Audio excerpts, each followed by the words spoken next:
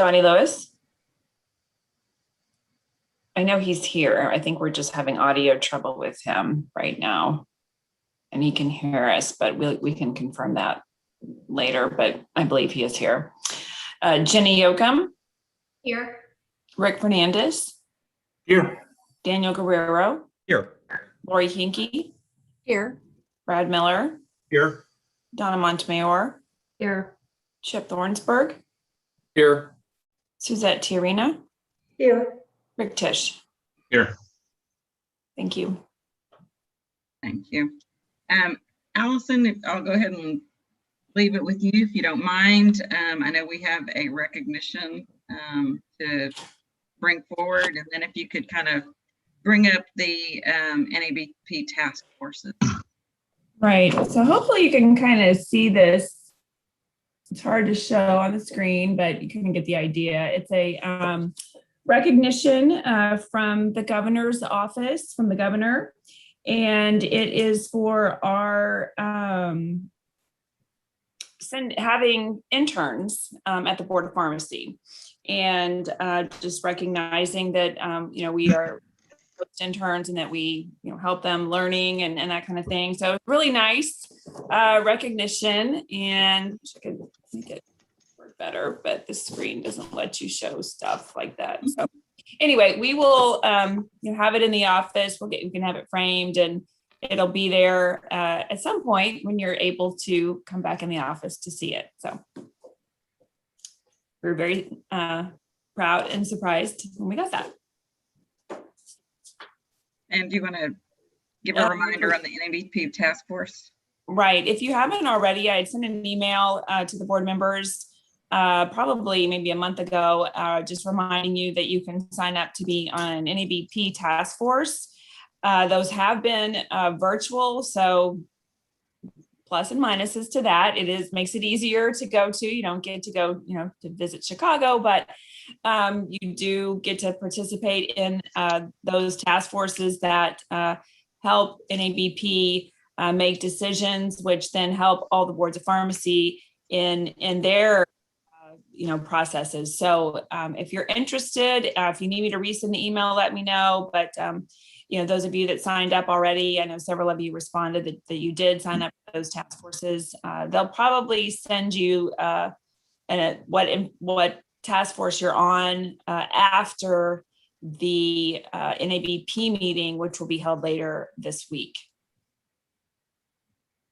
And usually task forces meet in the fall, kind of. Sometimes they run into like January, but kind of starting in late August to the fall is when they usually have most of those meetings. So yeah, I would encourage everybody to do it. A couple weeks ago or a month ago, time flies. I sat on the constitution bylaws, which I learned a lot in doing so. So I would encourage you to give service outside of the state as well. All right, with that, we'll go ahead and proceed with the agenda. Obviously, we want to make sure that we are always staying within our agenda with our comments and with our discussion. So we were all sent the business meeting or the notes from the last meeting, which was February the 2nd. I hope you had a chance to review those, and we will need to have a motion to accept those minutes. I'll make a motion. Rick Tisch has made a motion. Do I have a second? I'll second. Brad Miller has made a second.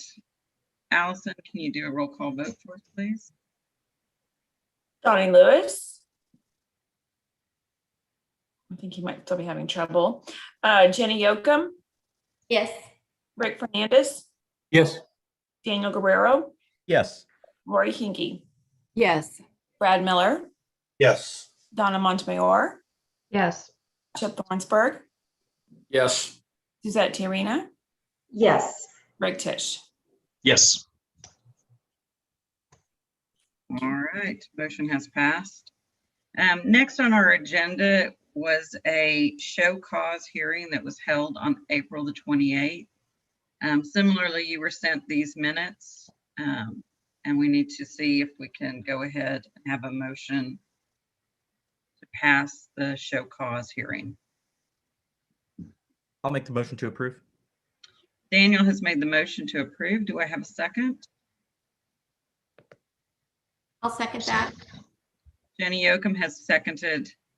Allison, if you'll go ahead and take a roll call vote.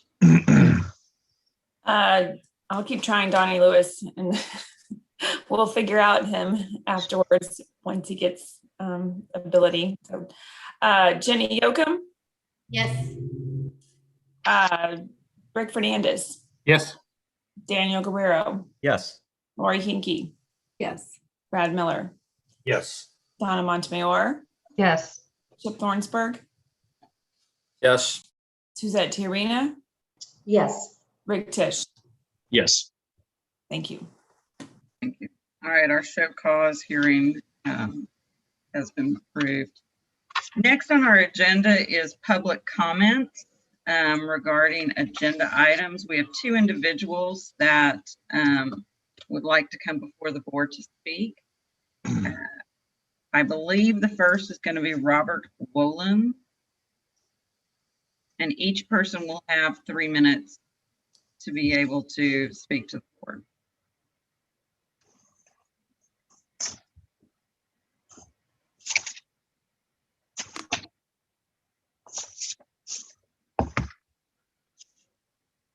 Mr. Wallen is not showing up on the attendee list. If not, do we have Randy Martin?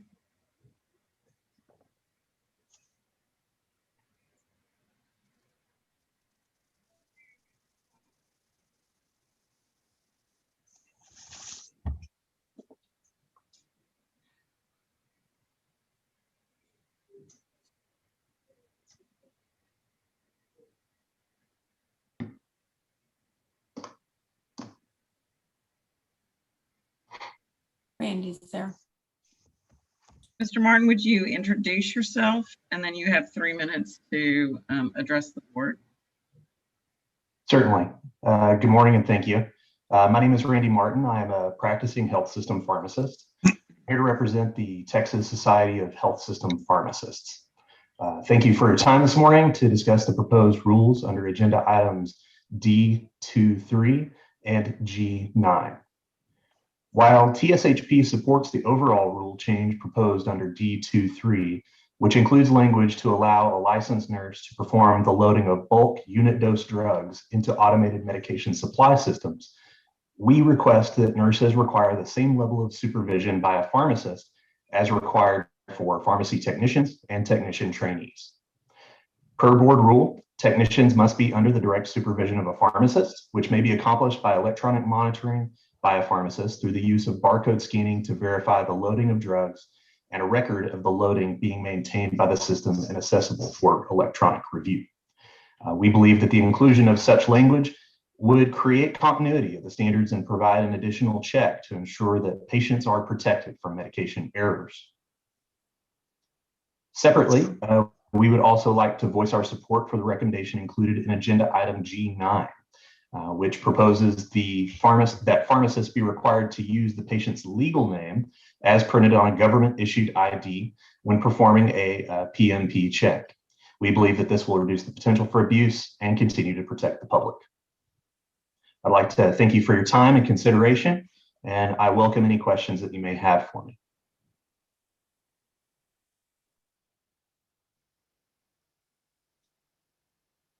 Does anyone have any questions for Mr. Martin? Yes, Mr. Fernandez. Thank you, Randy, for your comment. My question is on G9 with the orders that come in, they originate normally now with ERX from the physician office. Is that where most of the emphasis should be placed, or what do you think about that with the order coming with the name from the physician's office now? Well, it's my understanding that there's still exceptions from the electronic prescription. So I think that the emphasis should be on both the electronic prescription as well as any written prescriptions that are written as a result of exceptions. Thank you. Thank you, sir.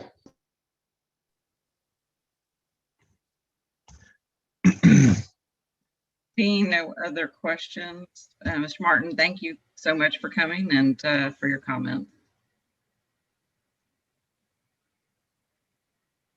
We will go back and see, has Mr. Woolen joined? No, ma'am, he still is not on the list. All right. We will then go ahead and go to our section of rules. Megan, Good morning. good morning. So as always, in your rule PDFs, there are bookmarks with links to the lines with edits. And for the rules for adoption, you received copies of the orders and preambles and the OneDrive link that was previously sent to you. So first up, we have our rules for adoption. And all of the rules that are up for adoption were proposed at the February 2nd, 2021 board meeting and published in the April 2nd, 2021 issue of the Texas Register. First up, we have D.1.1, 291.11, operation of a pharmacy. And starting on line 42, it corrects a citation reference.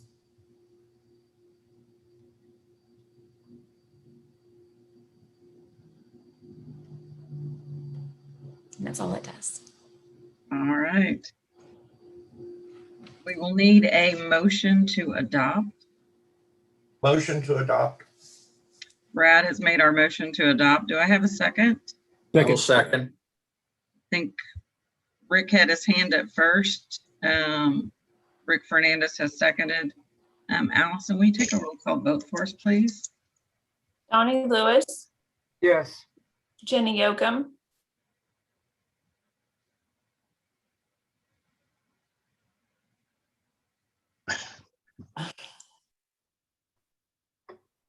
I see you're trying to, Found it. yeah. Rick Fernandez, Yes. Daniel Guerrero, Yes. Lori Hinkey, Yes. Brad Miller, Yes. Donna Montemayor, Yes. Chip Thornsberg, Yes. Suzette Tiarena, Yes. Rick Tisch. Yes. Thank you. All right. The 1.1 has been approved. Megan, you want to take us to the next? Yes, next we have D.1.2, amendments concerning DEA 222 requirements.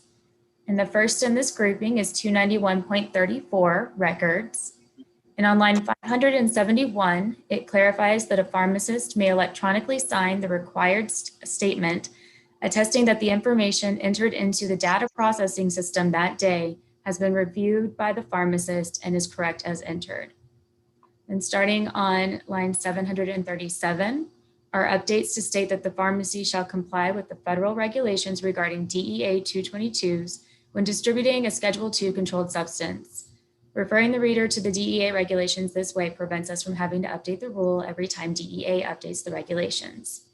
And this came to our attention because DEA did away with the triplicate version of the Form 222, and the current version is now a single copy. However, we've been informed that the triplicate version can be used up until October 30th of 2021.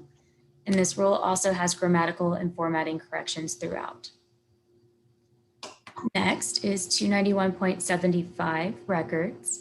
And on line 225, it makes the same DEA 222 reference to the federal regulations. And then we have 291.76, Class C pharmacies located in a freestanding ambulatory surgical center.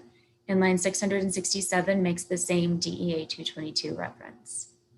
And that ends that group. All right. Do I have a motion to adopt? Move to adopt.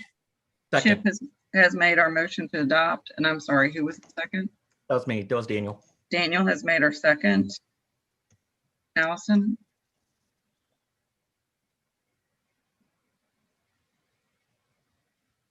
Get unmuted there. Donnie Lewis, Yes. Jenny Yokum, Yes. Rick Fernandez, Yes. Daniel Guerrero, Yes. Lori Hinkey, Yes.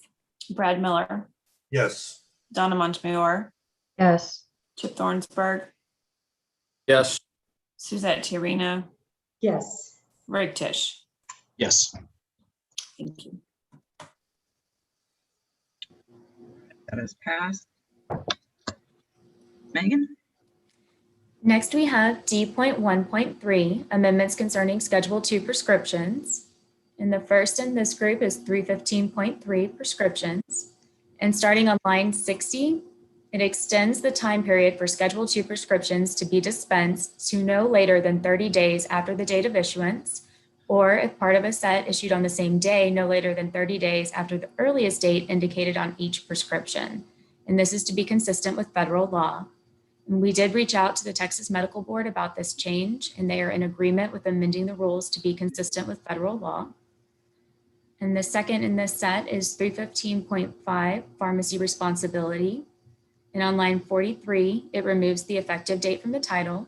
And then starting on line 45, it extends the time period for Schedule 2 prescriptions to be dispensed to no later than 30 days to be consistent with federal law. That's the end of that group. All right, do I see, have a motion to adopt? Make a motion to adopt. Donnie has made our motion to adopt. Do I have a second? Second. Lori Hinkey has made our second. Allison? Bonnie Lewis, Yes. Jenny Yocum, Yes. Rick Fernandez, Yep. Daniel Guerrero, Yes.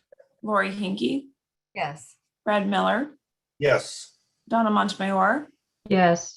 Chip Thornsberg, Yes. Suzette Tiarena, Yes. Rick Tisch. Yes. Thank you. All right, with that, we will go into our proposed rules. Megan, you want to lead us through the first? Yes. So first is D.2.1, 283.4, internship requirements. And on line 75, 82, 130, and 180, it removes references to the 1,500 intern hours and instead requires the number of intern hours required by ACPE. ACPE currently requires 1,740 intern hours. And this way we would not have to update each time ACPE updates the hours requirement. So our motion here will be to propose. Do I have a motion to propose? I'll move to propose. Daniel has made the motion and Donnie Lewis has made the second. Allison, you want to take a roll call vote? Bonnie Lewis, Yes. Jenny Yocum, Yes. Rick Fernandez, Yes. Daniel Guerrero, Yes. Lori Hinkey, Yes. Brad Miller, Yes. Donna Montemayor, Yes. Chip Thornsberg, Yes. Suzette Tiarena, Yes. Rick Tisch. Yes. All right, next on the agenda is D.2.2. We are going to move that down so that we can discuss it when we discuss our financials. So Megan, you want to take us through the next? Yes. Next is D.2.3, amendments concerning pharmacies and freestanding facilities. And the first one is 291.76, Class C pharmacies located in a freestanding ambulatory surgical center. And on line 370, it allows an authorized licensed nurse to load an automated medication supply system with bulk unit of use drugs. On line 401, it updates the interval for verification of a withdrawal of a drug or device while the pharmacy was closed for ASCs with a full-time pharmacist. On line 412, it clarifies that a record must be made at the time of withdrawal by the person removing the drug or device in ASCs with a part-time or consultant pharmacist. In case you were wondering, the record requirement was already stated in the section regarding ASCs with a full-time pharmacist, so that's why we didn't have to add it there. On line 419, it clarifies the requirements of using a floor stock method of drug distribution. On line 434, it removes a reference to verification of a withdrawal because, as we just saw, this is already addressed in another part of the rule. Line 443 requires a record to be made for floor stock return to the pharmacy. And then the blue that you see on line 656 is what was just adopted regarding the DEA 222s. And on line 680, it clarifies that suppliers' invoices for controlled substance records must contain the name, strength, quantity of the drugs, and the name, address, and DEA number of both the supplier and receiving pharmacy. And then you'll notice there were grammatical and formatting corrections throughout the rule. And we received comments from the Texas Ambulatory Surgical Center Society, Libby Gibbs with KIW Pharmacy Consultants, Joseph B. Stoller, Jerry Jackson, and Stacy Merrill with Surgical Care Affiliates in support of the amendment allowing a nurse to restock an automated medication supply system. And then the second in this set is 291.151, pharmacies located in the freestanding medical care facility or Class F. And these are essentially the same as what we just saw in 291.76. So on line 347, it allows an authorized licensed nurse to load an automated medication supply system with bulk unit of use drugs. On line 378, updates the interval for verification of withdrawal of a drug or device while the pharmacy was closed for Class Fs with a full-time pharmacist. Line 389 clarifies that a record must be made at the time of withdrawal by the person removing the drug or device in Class Fs with a part-time or consultant pharmacist. Line 396 clarifies the requirements of using floor stock method of drug distribution. Line 411 removes the reference to verification of a withdrawal because it was already addressed in another part of the rule. Line 420 requires a record to be made for floor stock returned to the pharmacy. Line 632 makes the DEA 222 updates that were just adopted in 291.76. Line 655 clarifies the required information that suppliers' invoices for controlled substance records must contain. And then this one also has the grammatical and formatting corrections throughout, and the comments in support of the amendment allowing a nurse to restock an automated medication supply system also apply to this rule. All right. Any comments before I ask for a motion or? Yes, sir, Rick. Just a quick question, I guess, more process. If there was an issue of diversion or something like that, the nurse, the case would be handled by the nursing board, right? We don't have oversight for that nurse, obviously, so that will be the way we would handle it if that happened. Correct. We don't have statutory authority to regulate nurses. Thank you. What is the origin of this change? The origin of the change regarding the nurses stocking was suggested by Chris Demney.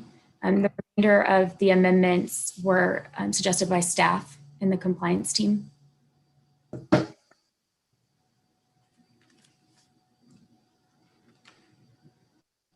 Yes, Brad. Was there not a task force that was assigned to this? We had a task force that did ambulatory surgical centers several years ago. Okay. And this change wasn't apparently made at that time. And I don't recall if it was discussed or not, but it was just it was not made at that time. I can tell you that. And someone submitted, I think it was Chris Demney submitted, he's very involved in ambulatory surgical centers, submitted that request to look at the rule and make this additional change. I think we had another individual that did make some other suggested language changes in there as well. Okay.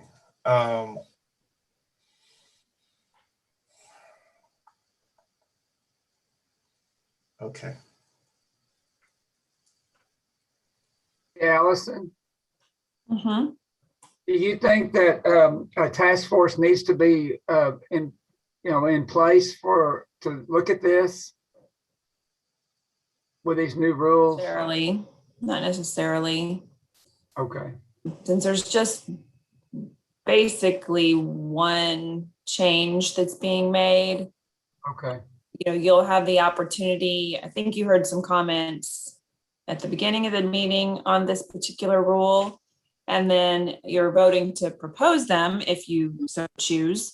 And they'll be published in the register, and then people will have the opportunity to comment again before your August board meeting, and get input that way as well. Okay. So Randy Martin's recommendation was different from this, stating that it should require either through technology or not pharmacist check. Do we have any concern about excluding that, or what is the feeling of the board on that? I think that's already addressed in other rules. The supervision is already by electronic means, or I remember that being in another rule or two.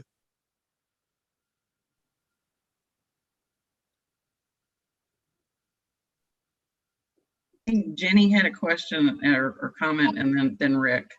I can see why this would actually help out, since these facilities are only visited by a pharmacist once per calendar week, and most of them don't even have a pharmacy technician. So to allow a nurse to do that I would think, have some of these facilities want to utilize a Pyxis system, or a system that keeps a better lock and key under these medications. It's just a small change. I don't see that we would need a task force to Rick. I agree, Julie, with that. I think the pharmacist oversight is there. They do their visits and check the documentation. So, and I think it helps the facility, and nurses are capable of doing that and keeping records. So, seems like it's not worthy of a task force, I don't think. Pharmacist in charge would, still ultimately be responsible, and if a pharmacist in charge had concerns about the staff at the facility, they wouldn't have to let these individuals perform these duties. They'd be able to make those decisions, themselves. Yeah, I think it's a good point that says the pharmacist has to authorize. So it's kind of like technicians with duties. The pharmacy manager or the pharmacist on duty is the one that says, okay, under me, you're able to do this. So I think it does give that oversight. Yes, Lori? Yeah, I think this actually makes it a lot safer for our patients and provides us a lot of security that otherwise just the nurse can currently unpack and put something on an open shelf.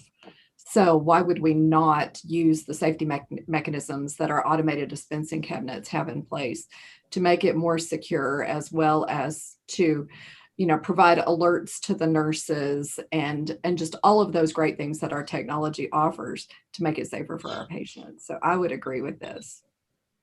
Yep.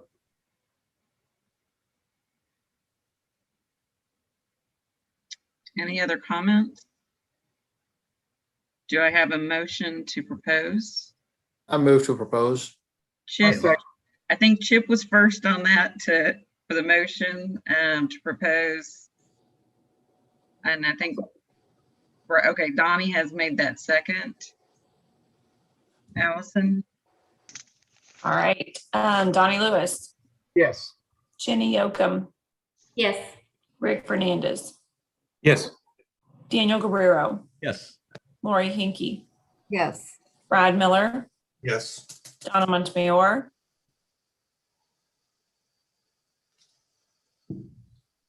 Yes. Chip Thornsberg. Yes. Suzette Tiarina. Yes. Rick Tisch. Yes. Thank you. All right, next on our agenda is a review and approval of the FY 2022 through 25 rural review plan. We've stayed with a schedule and we want to kind of review that. Megan?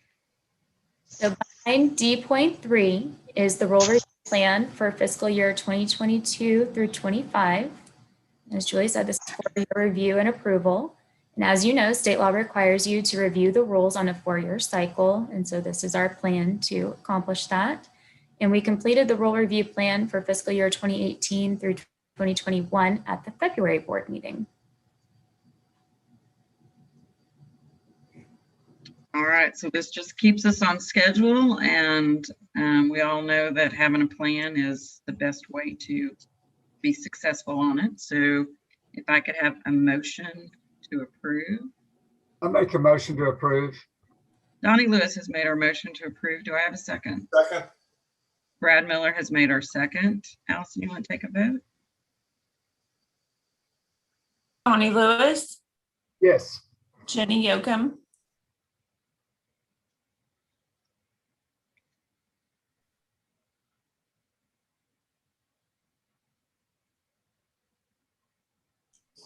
she's nodding yes. Rick Fernandez, Yes. Daniel Guerrero, Yes. Lori Hinkey, Yes. Brad Miller, Yes. Donna Montemayor, Yes. Chip Thornsberg, Yes. Suzette Tiarina, Yes. and Rick Tisch. Yes. Thank you.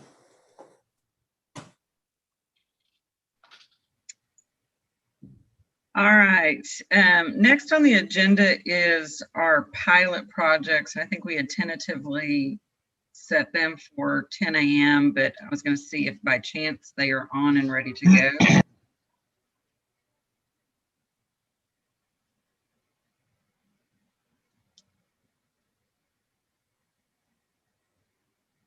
Just one moment to look for them. All righty. Thank you, Ann. While Ann is looking, I will say to Ann and Amy and Lily and the staff, thanks as always for all the hard work on putting the board meetings together.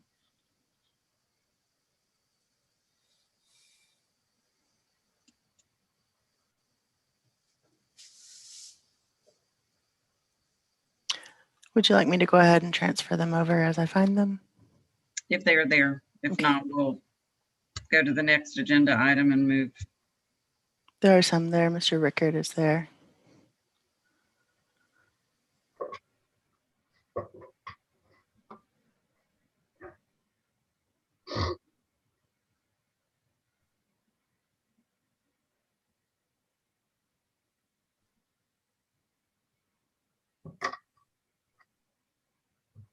Are they all there, Ann, or should we go ahead and move down for a moment and then come back to them?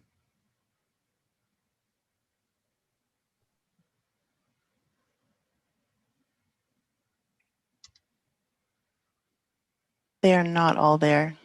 All right, well, why don't we hold on them?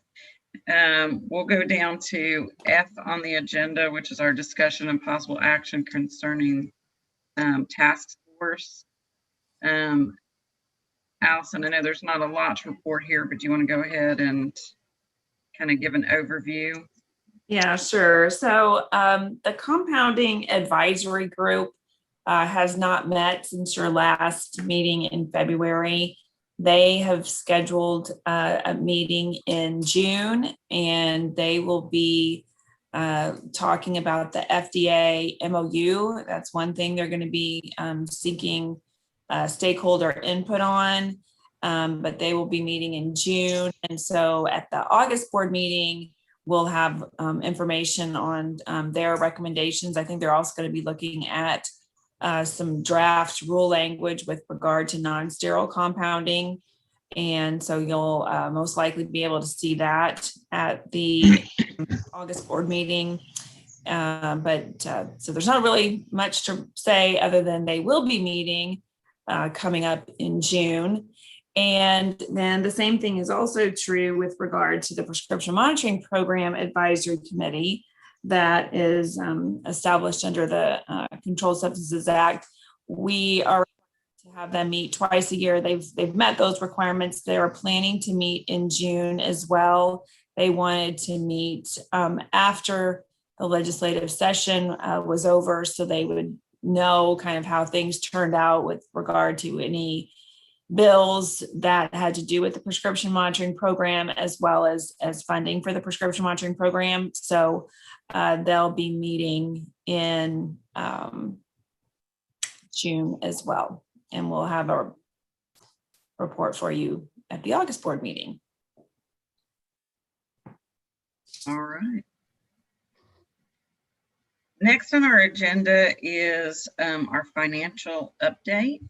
And I know that Ann Dew is on. So this is Thank you. Ann's second meeting. We're excited that she's presenting to us again and hear from you. Thank you, Madam Chair. Good morning. I will be presenting to you the fiscal year 2021 Q2 operating budget for our agency. Fiscal year 2021 Q2 covers the period from December 1st, 2020 through February 28th, 2021. As you can see, we were appropriated $10.5 million for AY 2021, and through the end of the second quarter, we've spent 47% of our operating budget. We are on target because we are under 50% of our budget and 50% of the year has passed. So we're doing well. Next, we're looking at the board member travel budget for fiscal year G1.2. Yes, okay. So for fiscal year 2021, no board member travel has taken place.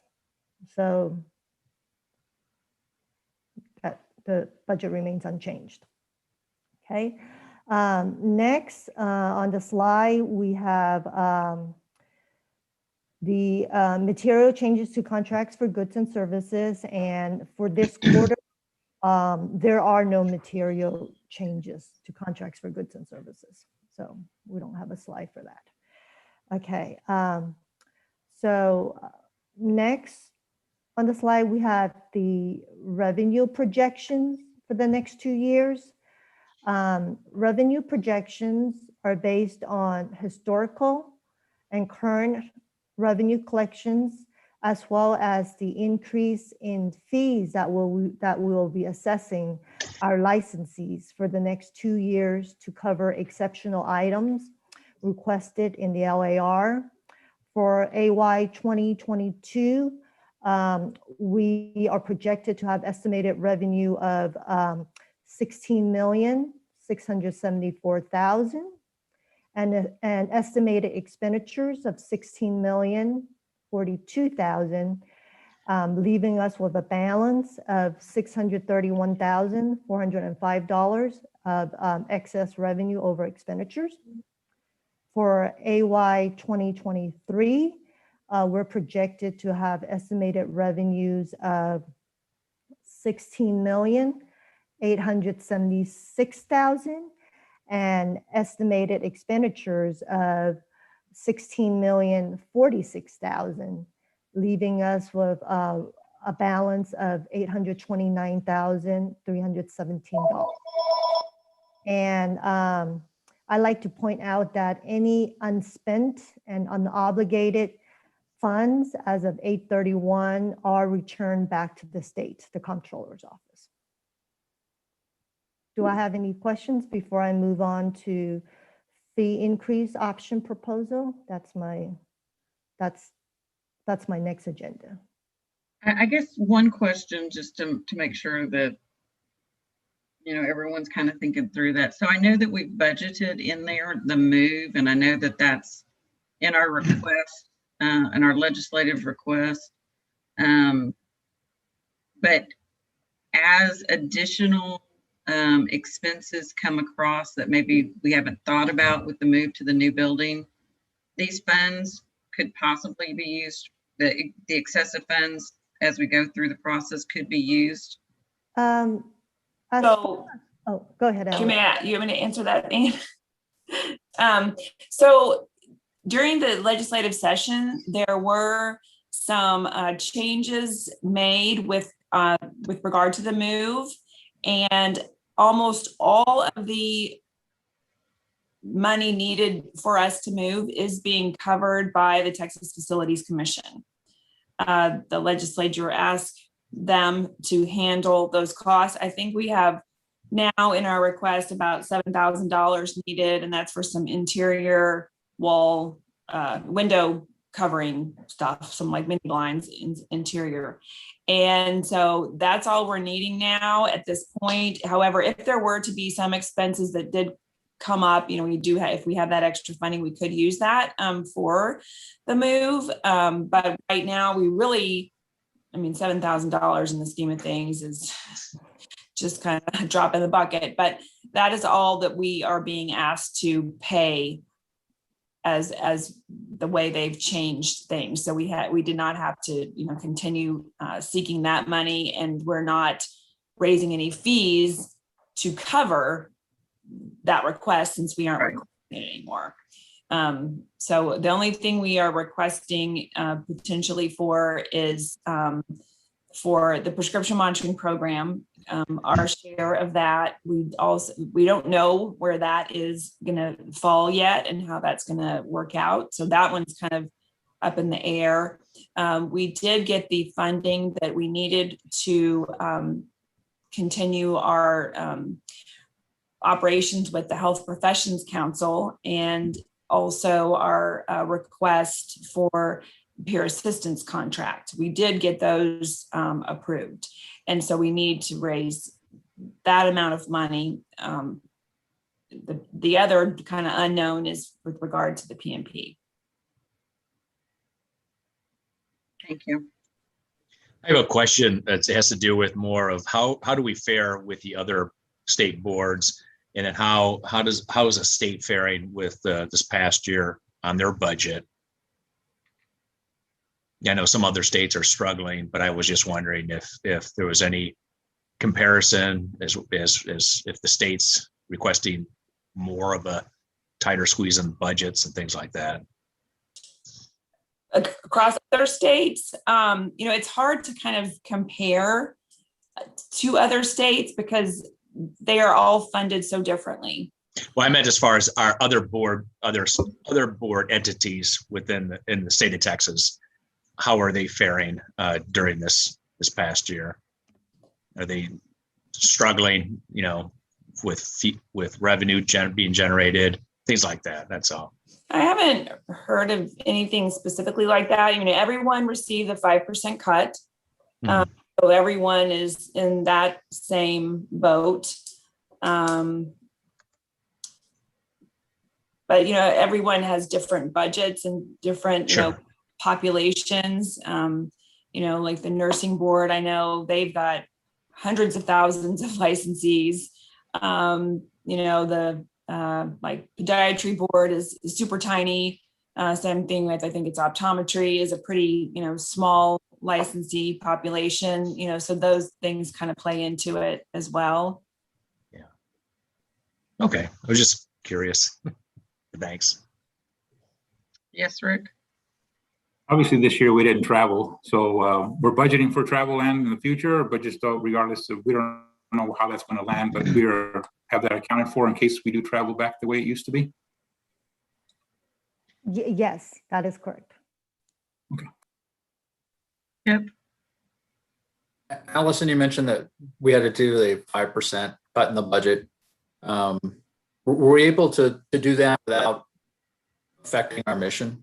I'm kind of wondering if it adversely affected the operation of our board. I would say not significantly, because we weren't able to travel, and we didn't travel, and we figured out ways to conduct our business without traveling. That was one of the biggest things in our budget that we were able to save money in is that way. Do you want to raises? I should mention we that. did not. We did not.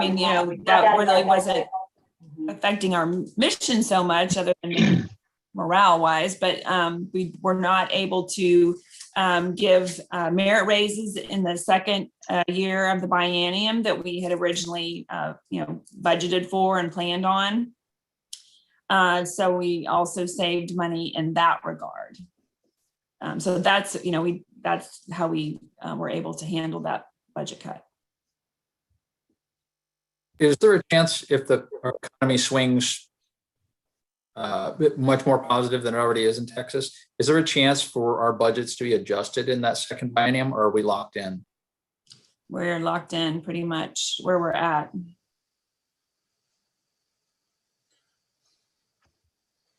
Yes, Bradley. How are you doing on employment or retention of staff? Do we have a bunch of openings, and are we fully staffed, looking to expand? Well, we can't really expand because that's locked in by the legislature. And they have not appropriated any additional staff to us in the next biennium. There's one opening. Well, I guess we have a few openings. We have an opening in an HR. We have a PMP. Well, no, that one we've taken care of the PMP manager. The three positions that are open are related to retirements. But the HR position that's open is available, and that's the only other one, right? Oh, there's one that we're not filling, but I mean, that was kind of a different deal. So, I mean, we haven't, in the last year, we've had some, but not, I think we had way less than we had outside of COVID. People haven't been moving around quite as much, it seems like.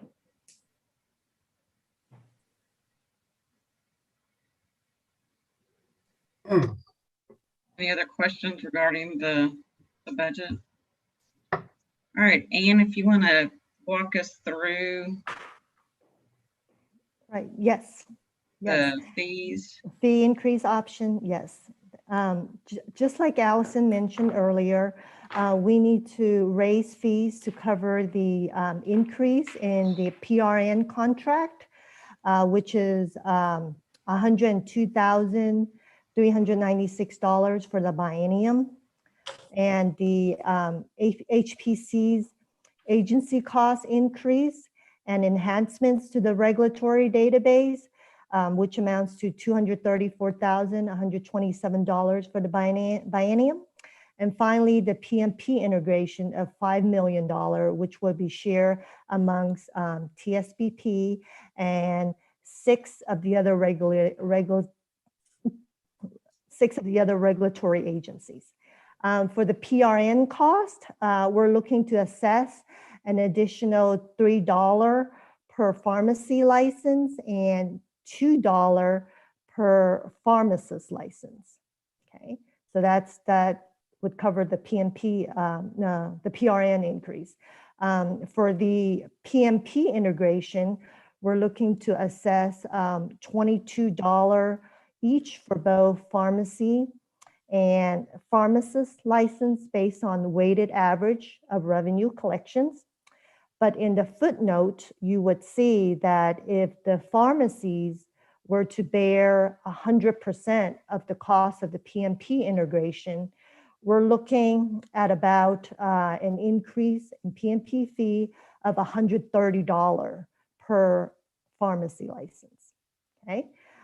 If the cost is shared 50-50 between the pharmacies and the pharmacists, we're looking at an increased PMP fee of $65 per license, per pharmacy license, and $15 per pharmacist license. Okay. Finally, to cover the increased cost to fund HPC in option 1, based on weighted average of revenue collections between the pharmacists and the pharmacies, we're looking at an increase of $7 per pharmacy license and $5 per pharmacist license. In option number 2, the next slide, option number 2, you would see that if we bring in technician into the calculation, then we're looking at $6 per pharmacy license, $4 per pharmacist license, and then $1 per technician license. So that's option number 2, and that's when we bring technician into the mix. And finally, in option number 3, when we look at the weighted average amongst pharmacists, pharmacies, and technicians based on licenses issued, then we're looking at an across the board $3 increase for each of the population. So $3 for pharmacists, $3 for pharmacy, and then finally $3 for technician. So these 3 options are available to the board members for consideration and for adoption at the next board meeting in August. Do we have any questions or comments you have for me? I'll say the one thing is, for those of us that have been licensed for a long time, the board has done really a great job over the years of making sure that, the budget is balanced, that we are good stewards with the funds. We've seen our licenses go down, we've seen our licenses go up. So this is a natural progression in how we go. We can do a range, so that we're not completely locked in August. If there are changes in what happens legislatively, it's really up to the pleasure of the board. So let's go ahead and have a discussion and see where we want to go. Jenny? So what exactly are these fee increases for? So we're covering 3 exceptional items that we requested in the LAR. So the first item we're covering for is the increase in the PRN contract, the Pharmacist Recovery Network contract. That came out to be about $51,000 for each AY, so we're covered for that. And for the HPC's agency cost increase and enhancements to the regulatory database, that amounts to $234,127 for the biennium. And then finally, for the PMP integration of $5 million. But that would be shared between us and the other 6 regulatory agencies, such as Texas Medical Board, Dental Board, Nursing, Optometry Board. So those are the 3 exceptional items that we're raising fees to cover for.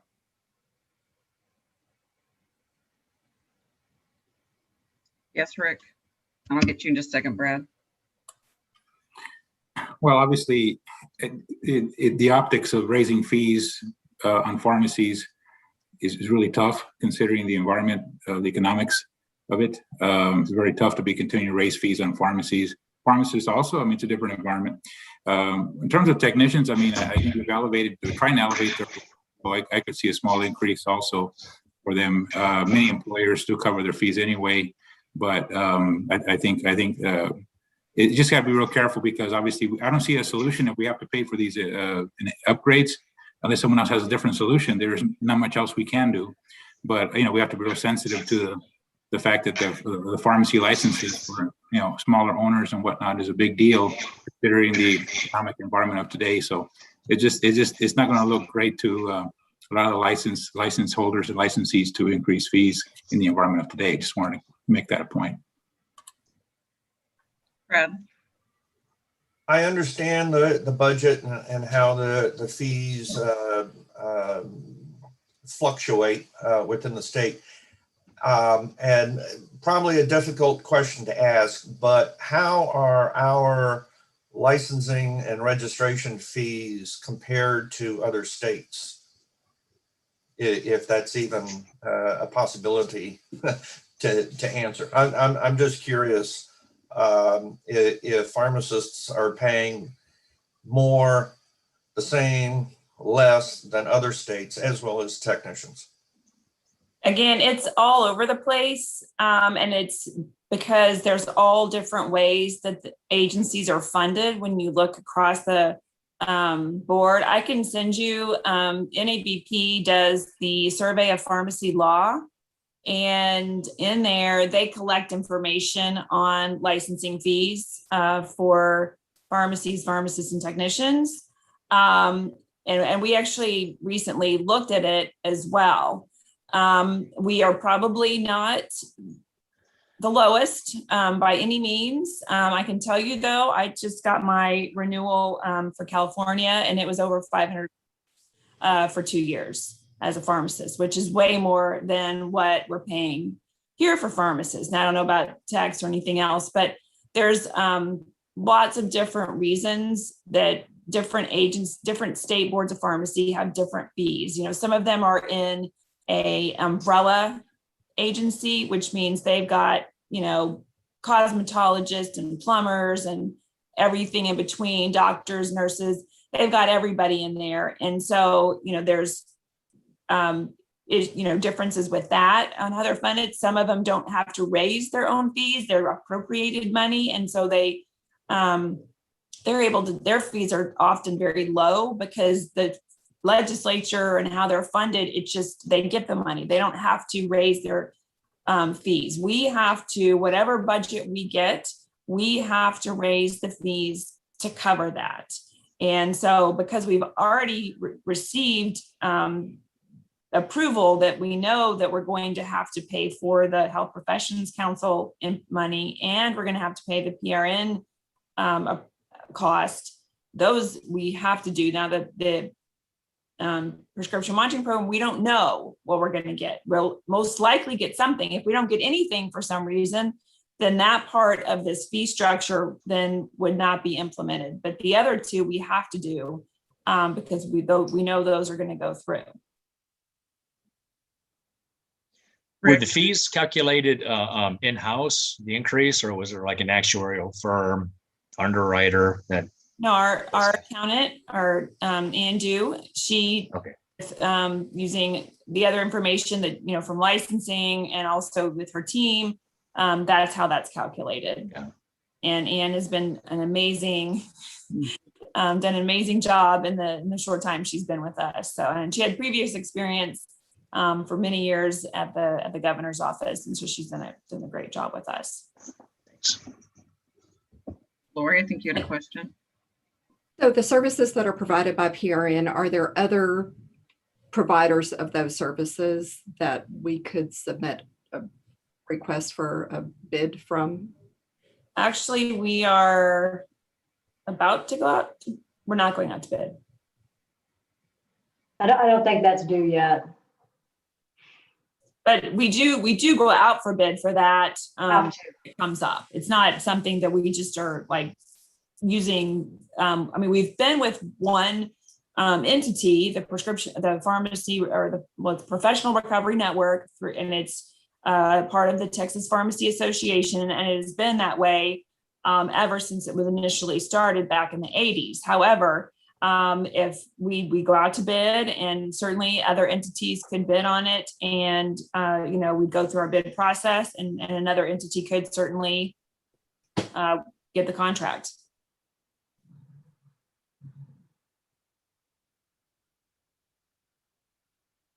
But right now we're locked into, we're required to raise the fees that are appropriated to us.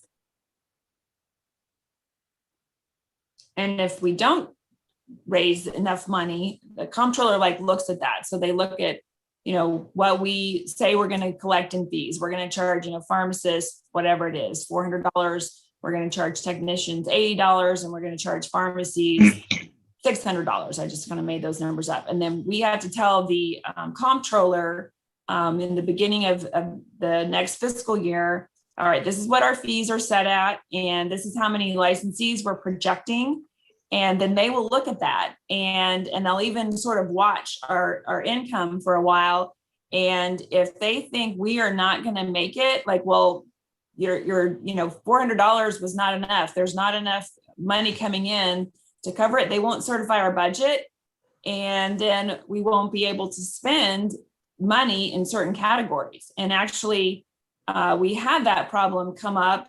There was some, I think, misunderstandings and some miscalculations on the comptroller's part. And we were able to get it worked out, but they were going to, they were not going to certify a portion of our budget related to the patient access portal that's part of the prescription monitoring program. If we wouldn't have worked that out, and it wouldn't have, if they would have said we don't have enough money, we would have had to stop that program and not continued on with it, or figured out how to do it without without the money. So we couldn't. I mean, we can't have them not certify our budget. It'd be an enormous issue.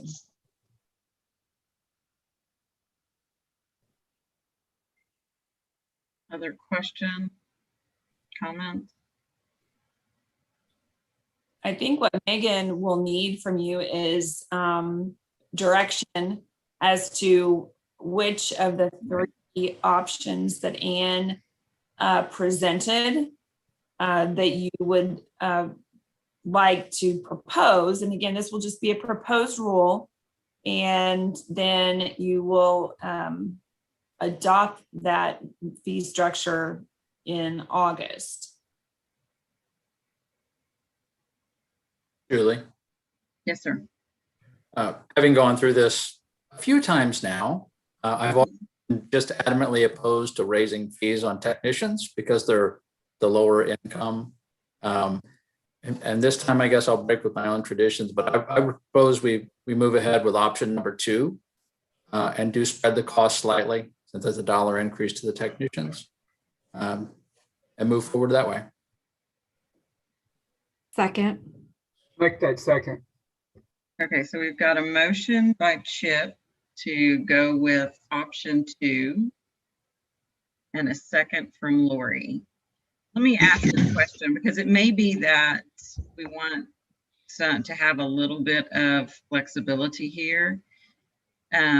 We do have a motion in a second, and I realize that, Daniel, because I know that you'll get me on my parliamentary procedure. But my question is, so if PMP comes back fully funded, will we automatically have the latitude to take out the PMP increase, or do we need to have that as part of our motion at this point? Well, in terms of the way that the rule proposal works is that if it's a significant impact or a significant change, one that's not foreseen, that's something where you'd have to repropose the rule. I haven't seen where we've lowered the amount that people would complain about that. So, that's always the thing that you have to look at in terms of making a change to a proposed rule. So I think that lowering the amount would probably not be something that you have to worry too much about. Obviously, you could put that range in there in terms of where you would be if you didn't have to fund the PMP, up to where you would be funding the PMP integration. And that would give you a coverage on that. That's what I was kind of looking for, whether or not we wanted that flexibility in there so that we could adopt what we had without reproposing. Right. Yes, Lori.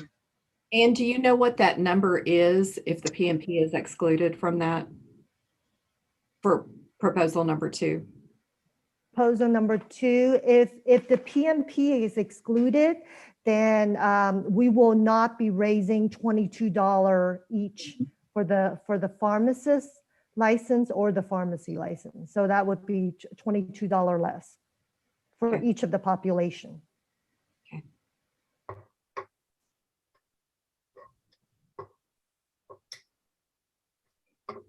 So we do have a motion and a second, unless there's an amendment, unless Chip wants to amend his motion for that range.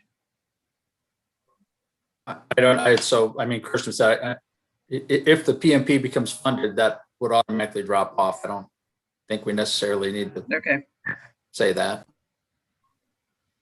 All right. Well, we have a motion and a second to, Just to clarify, I'm sorry, there was also options within option 2 that Ann went over in the footnote. So are you talking about doing the one that is actually in the document itself, or did you want to look at the footnotes? Just to make sure that we're clear on what we're voting on. I'm proposing what's in the actual document. yeah, that's the way I understood Chip's motion. Yeah, so the 8.5%, the 8.2%, the 1% increase. And that was my second as well. Okay. Any further comments, questions? Allison, you want to take a roll call vote? Donnie Lewis, Yes. Jenny Yokum,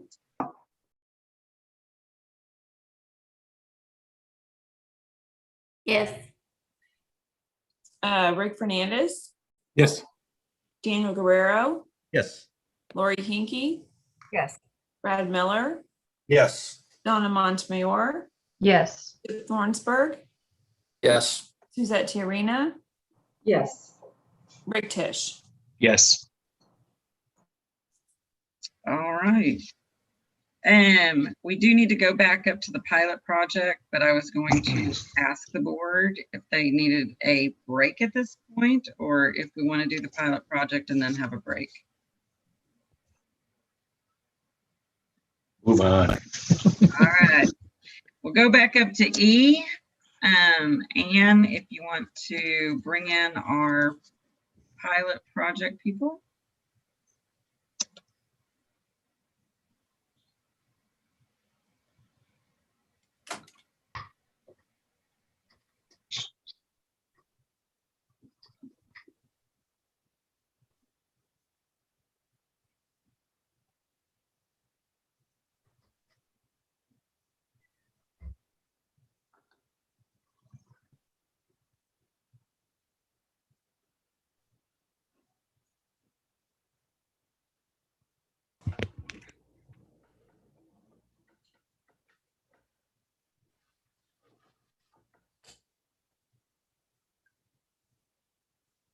All right, I believe that Ed is on. Yes. Ed, you want to introduce yourself and Yeah, sure. Who else is with the group as far as doing the presentation? Sure. Thank you. Ed Rickard from Quarles and Brady outside counsel for Medivale, and have been working with SAMS on this issue as well. Seema Siddiqui from Medivale texted me and said she would be on, so she should be here. And I'm also expecting Matthew Broom and Carolyn Ryogi and Sherry Mallet to walk us through the presentation. So I'm not sure why they're not on. Miss Mallet just got back on. It'll be just a moment. Okay.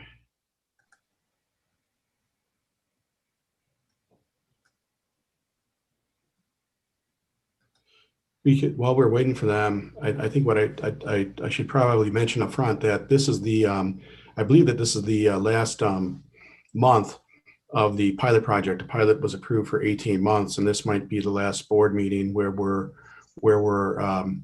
presenting as part of the pilot. SAMS and Medivale would like to continue with the deployments at the locations where they're operating now, and I know that they're able to under the waiver that's in effect in the state. And we would also like to have a discussion about rulemaking since the pilot has now reached the end, and we understand that there's other parties who have been deploying this type of technology successfully in the state. So what we hope to be able to do today is kind of walk you through the current board report, and time permitting, begin a discussion about whether the board is receptive to rulemaking.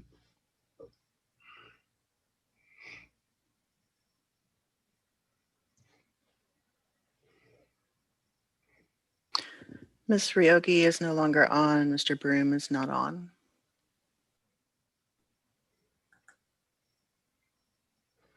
Mr. Rickert, can you walk us through? Jerry and Seema are there. Hello, this is Sherry Mallett. I am with Sam's Club's home office out of Bentonville, Arkansas, and I'd be happy to walk you through the project. Awesome, Sherry. If you'll go ahead. So the first screen that you're seeing there is the machine. The Med Center kiosk will deliver locker type system prescriptions that are prepared ahead of time. There are no controls held in the kiosk, and there are no refrigerated items, no liquids, and no drugs of concern. The machine will also label and fill the prescription with a manufacturer's bottle.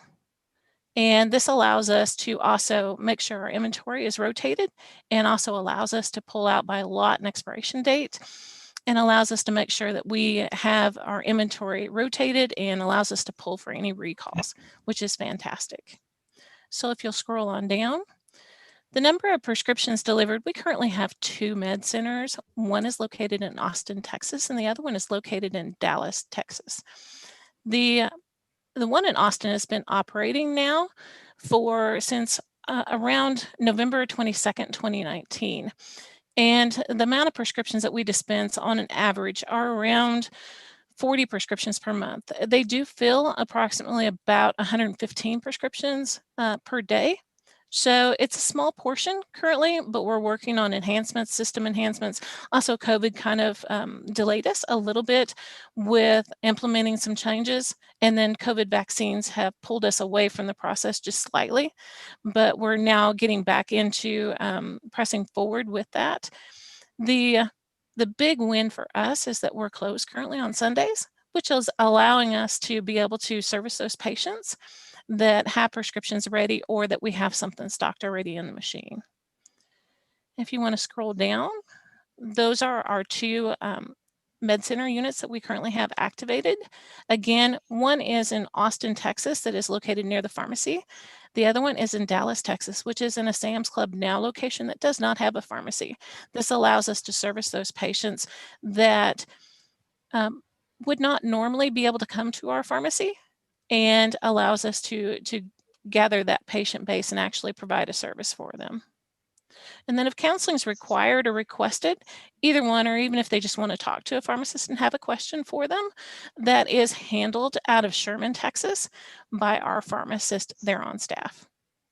We do have an opt-in process. The opt-in process is basically through .com, or they can call us, or they can request it manually whenever they order their prescriptions. Scroll on down. The downtime has been very minimal. We have had some different oddball things happen. The biggest ones that happened recently was the power outage, unfortunately, in February with the snowstorm that came through, and many were affected by that, unfortunately. We were down for the hour and 27 minutes during that time period. And then in March, we had a patient that put a plastic bag inside the dispense bay, which actually caught on the door. And that took us down for a slight time period where we were able to remove that and actually restart the machine. And then in April, we did not have any downtime. So it's been very encouraging with the little amount of downtime, and then also the response from Medival. The response from Medival has been fantastic. We are notified anytime we have any temperature out of range, any type of power outage, anytime that we're offline, anytime that anything happens. So they have been a very good partner with us. Are there any questions?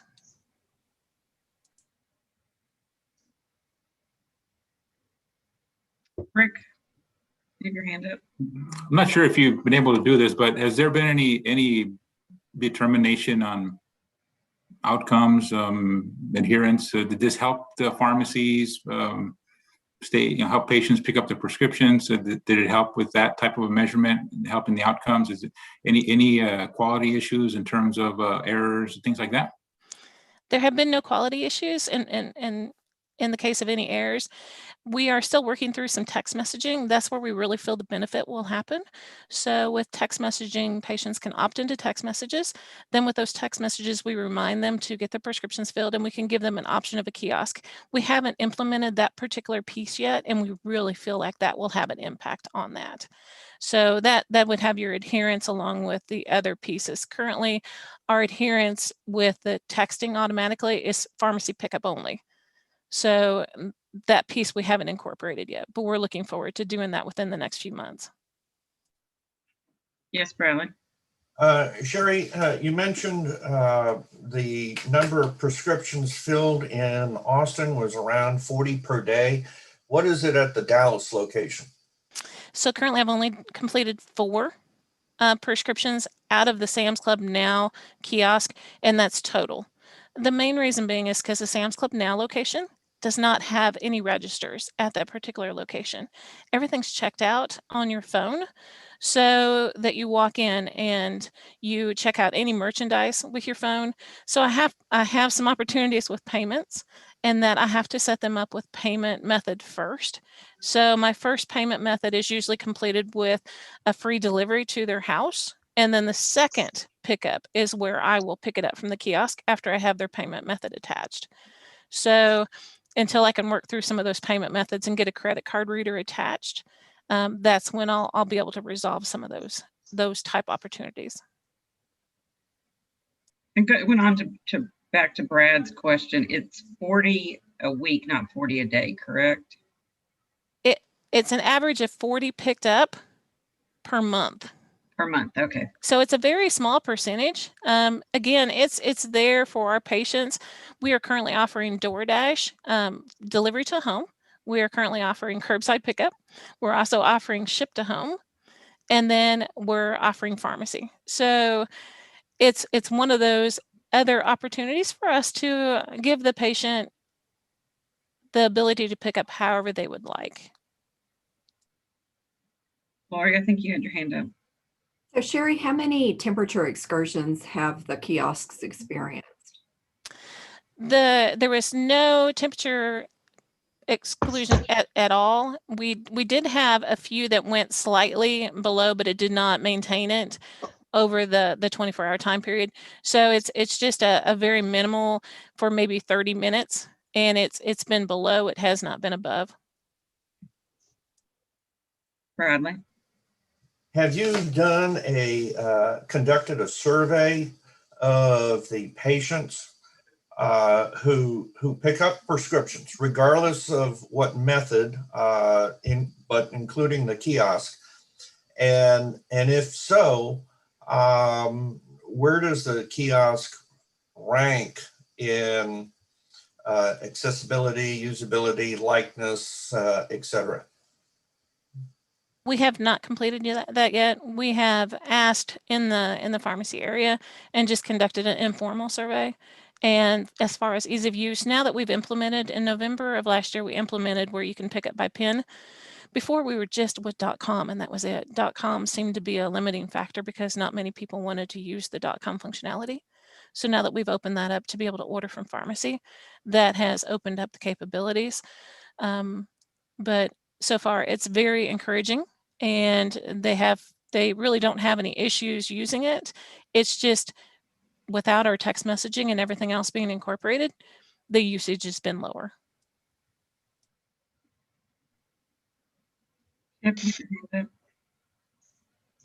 Cheryl, long term, so right now these are only available inside of the Sam's Club. Do you foresee these being maybe accessible from outside the club and open during non operational hours for the Sam's Club itself? Yes, in the future, we see different things happening. Again, we're still in our pilot phase, and until we can get all of our software to where it needs to be, then, and that includes the credit card reader, the other options. Currently, it does not require a membership to come into the Sam's Club to use the kiosk or to use the pharmacy services, which is a benefit, and we hope to expand that. As far as when that will happen, that is unknown at this point.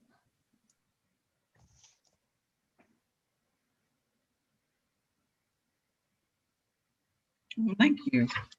I see that some of the other individuals from Texas Health and Midfront RX have joined.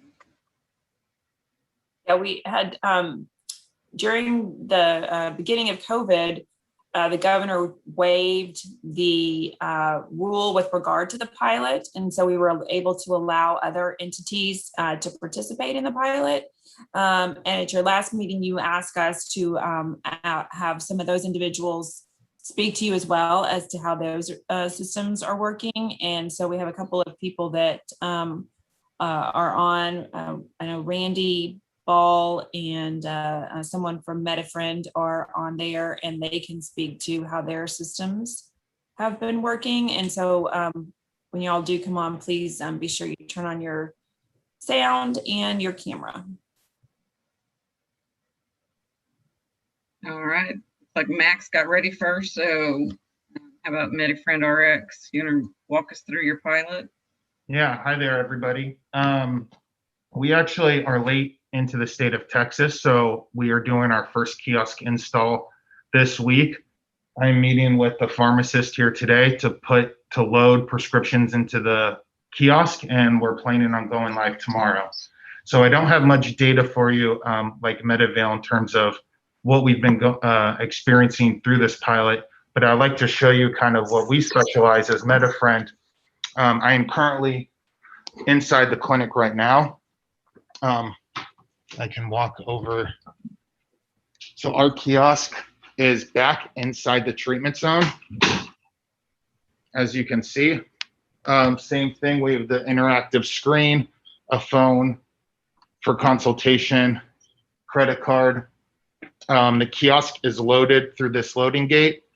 So the kiosk self-stocks. The drugs are locked in here, and only the pharmacist has access to that medication. And this is where the patient can pick it up. We are right back inside the treatment zone. So the doctor, they're very excited about it because our focus is connecting e-prescribing to automated dispensing. So the front desk collects patient information like insurance, profile, and then when the doctor e-prescribes a prescription to the pharmacy, which our pharmacy is located in Dallas, the patient can leave the exam room, walk to the kiosk, and pick up their medication within 3 to 4 minutes. Our kiosk itself takes about a minute to handle the processing, and then it takes another 2 or 3 minutes for the pharmacy to adjudicate, handle it, and approve the prescription. So we're really proud of it. We stick off the wall about 18 to 20 inches. So our goal is to be back inside the treatment zone. It's small, it's safe. The doctors like it, it's right there. And the patients can leave the clinic with their prescription. That's how it was originally designed. We've thought about going into retail spaces, but as of right now, our focus is being inside the clinic and hospital setting. Is there any questions? Hey, Max. Max, this is Donnie Lewis. Would this be a facility, a clinic process for a federal health clinic? Have you ever done anything or dealt with the federal health clinics with this system? Yeah, so we've gone in the past in a 340B clinic in California. Okay. And I know the 340B setting is slightly different than a regular setting. So we have had experience in that. The clinic we are in currently is Express ER, and they're a non-federal clinic, I believe. Where's that located? In Waco, Texas. Okay. All right. I have a question. Oh, go ahead. Sorry. Hold on, Brad. I think you had your hand up. Real quick. So after your patients are seen and they go to the kiosk and get their meds, they go off-site, go home, whatnot, to then start taking the medication, correct? Yes. So the goal is to, after it's prescribed, they leave the site with medication in hand. Okay. Yeah. Sometimes the doctor, so ours is pharmacy dispensing. Sometimes the doctors will do physician dispensing and give them one pill or one tablet, and then they can go pick up their prescription and leave. So it kind of depends on the doctor. Rick Tish, I believe you. Yeah. As far as, I mean, there are hundreds, if not thousands, of different plan designs and pharmacy benefits. And so how does the machine know what kind of plan they're on? If it's a PPO with a fixed copay, or if it's a high deductible health plan where it has to go towards their deductible. And so and also, after you answer that question, is the credit card reader also IAS? In other words, you can use your FSA or your HRA or HSA card. So 2 parts to that question. The first part, the prescriptions are currently written into the pharmacy system like they do any other prescription. So when the patient insurance information is collected at the front, that is sent over to the pharmacy. So the pharmacy, when they receive the prescription, handle all adjudication and everything that they need. When they send it over to us, they just tell us, here's the patient name, here's the drug, and here's how much to charge them. And we collect money on the pharmacy behalf. We have a standard credit card that can do Visa, MasterCard, chip, or swipe. It is not an insurance reader. The pharmacy already has that information before they even send it over to us. No, I'm talking about a debit card that the insurance company issues to the member that has funds are in their FSA, pre-tax dollars, they're in their FSA or their HSA. And if they use your debit card, it's a FSA only, can they use it in your kiosk? I believe so. We've done some testing. WorldPay is our payment processor, and they've given us a whole bunch of different credit card, debit cards, test cards that we've run through. Okay, because if not, it'll show denied. Mm-hmm. If it doesn't read it, okay. Correct. I'm not sure who was next. Chip, you want to go? Chip. Sure. Hey, Max, because I remember the first time you came before us. How many prescriptions does that kiosk, or how many different types of pills does that prescription kiosk hold? So we range from determining which ones to put in there. Right. We range from about 350 to 400 slots. So the configuration can be based off of the pharmacy and the drug formulary they want to put inside the kiosk. If they would prefer larger bottles or more boxes, the inventory drops. If they want to max out and do pre-packs and put in smaller bottles, it can get up to 400. We could have 400 different drugs or one drug 400 times. So it really depends on what the pharmacy is looking for. They work with the doctors on the formulary. How did that work on the 340? Wait, Donnie, Rick Fernandez's turn, and then you can go. Thanks. I actually have firsthand experience with Medavail. When I was working in West Texas, we had a unit installed in Las Cruces, New Mexico.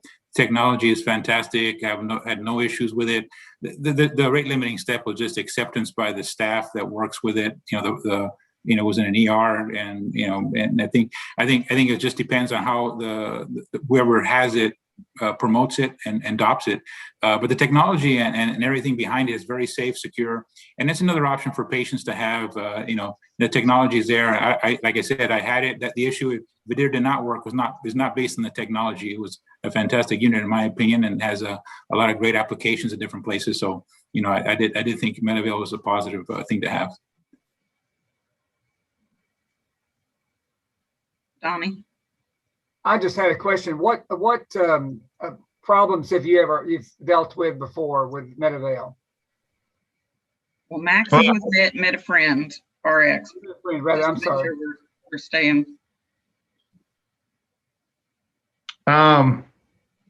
So far, a lot of our problems have actually been with the pharmacy, making sure that they get all of the information that they need, that they're required to adjudicate, connecting with the pharmacy systems.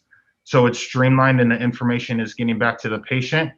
And really, sometimes pharmacies get busy, so they will walk away. So it's really the pharmacy needs to manage their staff, how many prescriptions are coming in from the kiosks, and being able to address those prescriptions and not have the patients at the kiosk maybe have to wait an extra minute or two until they get over to the kiosk. So it's really just overseeing the pharmacy management, which we've worked really closely with the pharmacies, utilizing their techs, the pharmacist time, and making sure that on our platform, the MetaFriend portal, we streamline it and make it essentially as easy as possible to use our software. We don't have 20 clicks. We've worked it down to, just maybe a handful. Really saves them time when they're experiencing volume in the pharmacy. Okay. Donna? Yes, this question is for Max. So just to clarify, the machine is in Waco and the pharmacy is in Dallas? Correct. And who loads the drugs into the machine in Waco? So the pharmacy is responsible for the inventory. So they will drive the prescriptions maybe once a week to the kiosk. The loading gate drops. They put the drugs inside the loading gate. It closes. And during the kiosk downtime, if a patient comes up, it stops the loading process and addresses the patient's needs. But during downtime, the kiosk will grab the bottle, scan it, take a photo of it, and store it away. So when the pharmacist receives a prescription, they see a picture of the bottle before it's labeled with the patient information, the picture of the bottle after it's labeled with the patient information. They triple check that with the electronic prescription. And there's a constant live inventory of the machine that the pharmacy manages. But they do drive over to the kiosk. In California, in the 340B, because someone mentioned that, the pharmacy can ship a crate of prescriptions to the clinic, and an MA or a staff member in a 340B site can load the kiosk. But in a non-340B, a pharmacy tech or a pharmacist has to load it. So that's the current rules in California. As of right now in Texas, we are just having the pharmacy tech load the kiosk. Okay, and the nurse captures all of the insurance information and all of that and puts that into, which comes in the ERX. Is that correct? Correct. We have, so currently at this clinic, we have a product called Advanced Connect, which gathers all of the patient information. This clinic actually didn't have e-prescribing. They were still using T-sheets. So we created an Advanced Connect, which gathers all the patient information. The pharmacist or the doctor can prescribe to the pharmacist, and all of that gets sent over into Advanced RX, the pharmacy system. We also have an app where if for whatever reason we do need to capture patient information, the patient can use our app to put in their information, and then that gets submitted to the pharmacy. So when they receive the prescription, if it's a new patient that they haven't seen before, they can look on our portal and gather that information, put it into the pharmacy system, and adjudicate. So two kind of processes. Okay, and last question. Yeah. So everything in the machine is prepackaged based on a formulary that has been worked out between the pharmacy and the doctor. So Amoxil 1-3 times a day, that kind of thing. The quantity, all of that has already been predetermined, correct? Correct. And we can read manufacturer bottles. So if the bottle comes in a 30, 60, or 90, we can put that inside the kiosk. But what we're actually experiencing is, or especially in this emergency room, the doctors want to be able to customize what they are writing. They want to be able to send over a prescription, a Z-pack of 6, or another prescription of 14. So there is a pre-pack inside the pharmacy, because the pharmacies really make their margins when they're buying bottles of 1,000, not constantly buying the manufacturer bottles of 30. So they will buy the bottle of 1,000. They'll pre-pack it in a bottle. We have a label.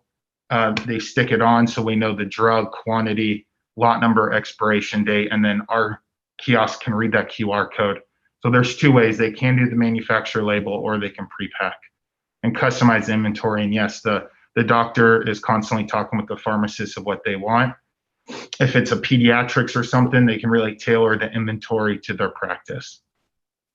Does it do liquids? It does not. One thing that we were talking about is possibly putting in the powder for pediatrics, and then having an MA or a staff member put in like the 75 milliliters and shake it up and hand it to the child. But we haven't done that yet. Okay, thank you. Mm-hmm. Any other questions for Max? All right, I believe that Randy Bell from Texas Health is also on. Randy, right, thank you put your camera on. Thank you. I'm sorry, I'm working from a desktop that doesn't have a camera, and those who know me know you're really not missing a whole lot not seeing me, but I do apologize. So when COVID hit, we as a health system, we saw the opportunity, what we were looking at was what was happening in New York City, and knowing that the hospitals there were overwhelmed, and we were hoping that would not hit Texas, but we needed to prepare just in case. And so we implemented the Medivale kiosks in 7 EDs because we were afraid that we may get to the point to where we may be out of beds and we may be having to treat people at home that would have normally been in the hospital, and we had no way of getting them their meds. And this would allow us to do that. But we also see the benefit from a consumer perspective that if you're in our ED at 3 o'clock in the morning, you're there because you don't feel well. And if we can let you walk out with your meds and you don't have another stop on your way home at 3 o'clock in the morning, that's better for you. And we also know that a lot of patients leave ED with the good intention of filling their prescription somewhere, and then they don't. And then we see those patients again. So we see this as a way for us to improve the care that we provide to patients in health systems. We've now expanded that, and we've put some in urgent care centers, similar type thing. We're using a central pharmacy to manage these.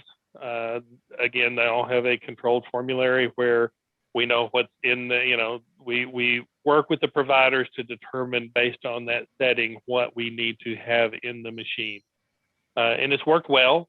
As you've heard with Sam's, and as you heard what Rick said earlier, adoption is slow. We have to constantly remind people, but we do think that from a health system perspective, that this does give us an opportunity to provide better care to our patients and potentially impact readmissions long term as we continue to work through this. It also gave us the opportunity to prevent a patient from when everything was shut down and we're trying to get people to stay home, this time last year, gave us the opportunity to send patients home with their meds so they didn't have multiple stops on their way home. They could just go straight home. So we do feel like that it's a good technology for us to be able to care for our patients. So any questions? Lori? Randy, I appreciate hearing how you've used the technology. I think I certainly see similar applications in my practice setting. What are the volumes that you are dispensing from the machine? They're currently low volumes. We're doing in an urgent care setting, we'll do 15 to 20 scripts per day, but these are new urgent cares and the patient volume is also low. In the EDs, we've had more of a challenge because if the patient gets a prescription for an antibiotic and a controlled substance and we don't dispense the controlled substance there, they don't want us to get the antibiotic there and then stop somewhere else. And that doesn't make sense for them to have 2 stops. So I think last month it was somewhere between 100 and 200 scripts through the ED. But we're working with the ED providers to try to grow that volume, because we do feel like there's a big benefit that we can provide in that way. Thank you. Sure.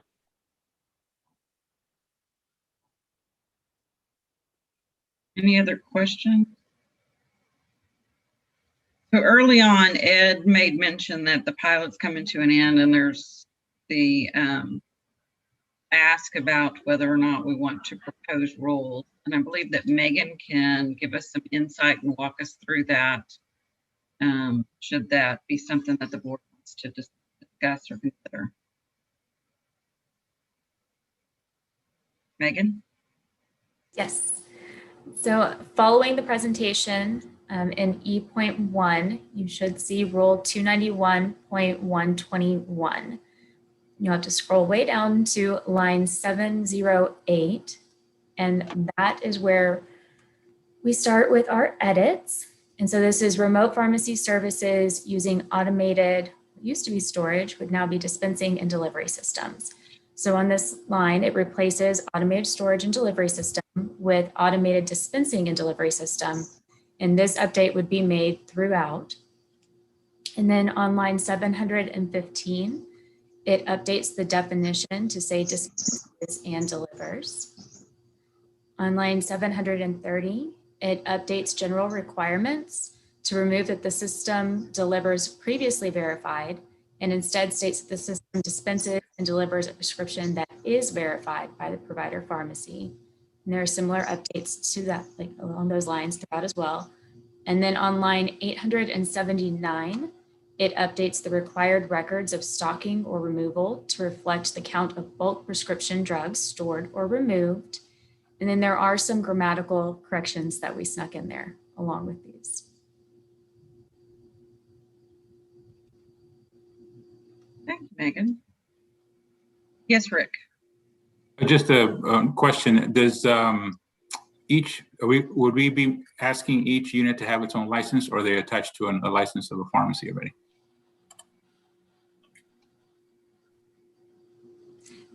They're attached to the license of the pharmacy. Yeah. Pharmacy that serves.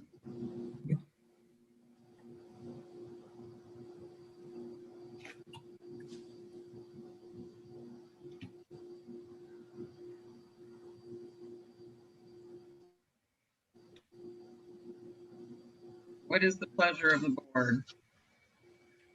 Concerns, questions?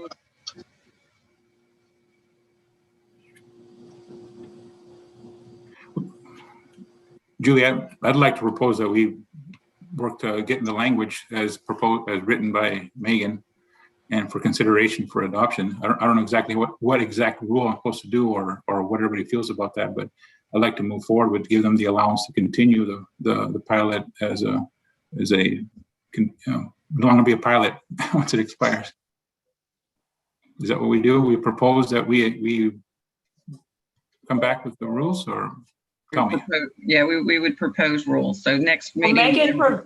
Megan provided rules. So Yeah. if you like those rules, you can vote to propose those rules, and then you get comments between now and August. And then at the August meeting, you could adopt them. Okay. So currently we have a proposal. Do we have discussion, or Lori? I was just going to move forward with the proposed rules. So I don't know. Second to what Rick said. All right, so we have a proposal by Rick and we have a second by Lori that we propose these rules for the next board meeting. Yep. I'm sorry, Allison. All Allison. right, you can propose them at this meeting. Yes. Okay, so Is that the motion, Lori? Okay, so the motion is the motion to propose and the motion to second is there. So we will take a vote to bring them to the next meeting for approval. So Allison, you want to take a roll call on that? You need a vote, or we need a vote. Yes, you have to vote. Donnie Lewis. Yes. Jenny Yoakum. Yes. Rick Fernandez. Yes. Daniel Guerrero. Oh, he's not here. Lori Hinkey. Yes. Brad Miller. Yes. Donna Montemayor. Yes. Chip Thornsberg. Yes. Suzette Tiarina. Yes. Rick Tisch. Yes. Thank you. All right. Hear those then on the next meeting. So now we'll go ahead and take a break. Why don't we take a break until it's now 10:47, so 11 o'clock, and we'll come back at that time.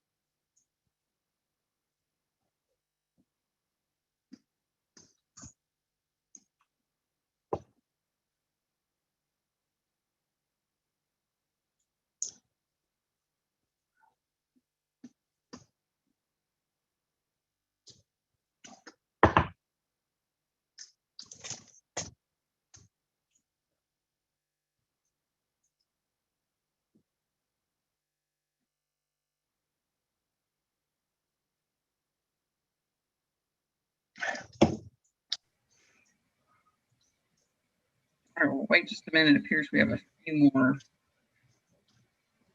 need to return to turn their cameras on.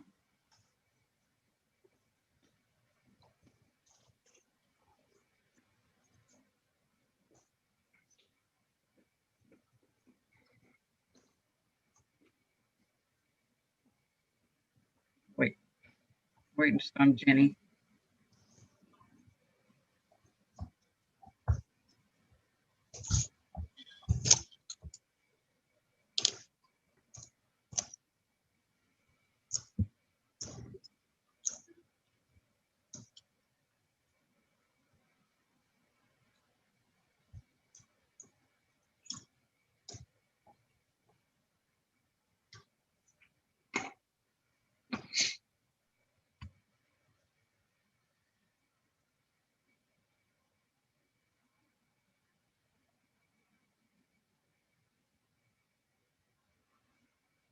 Jenny, if you could turn your camera back on.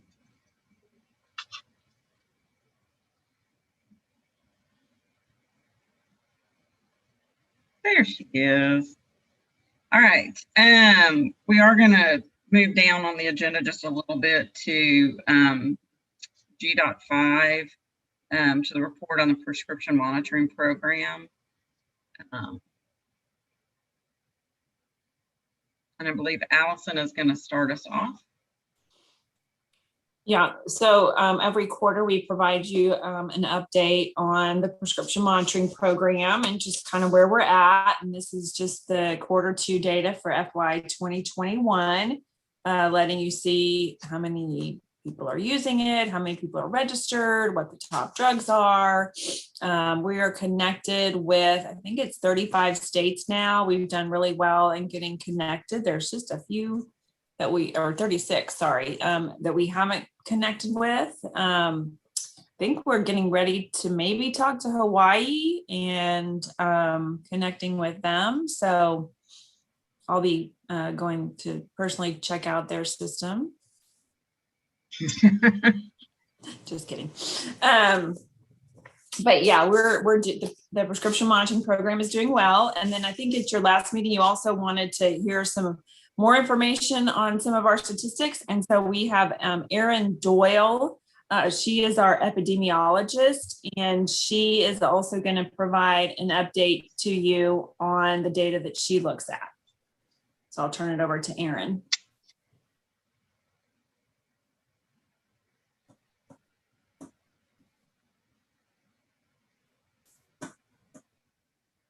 Erin, I think you're on mute.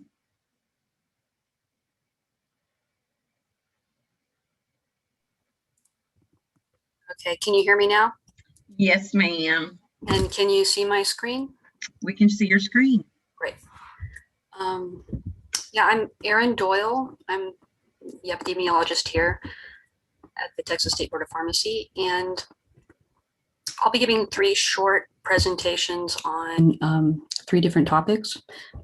First, I'll share some dispensation data with the goal of seeing whether there was a change in trend following the e-prescribing mandate that went into effect in January. Then I'll share some maps that I developed to look at how the use of gateway or EHR integration varies across the state. And the final presentation will be on recent trends in opioid overdose deaths in Texas. And Erin, can I ask you to turn your camera on? Yeah, just let's see.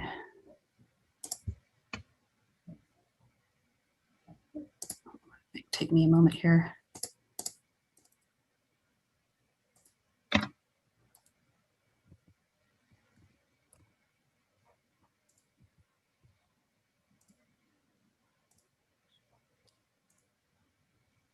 There we go. Perfect. Yeah, all right.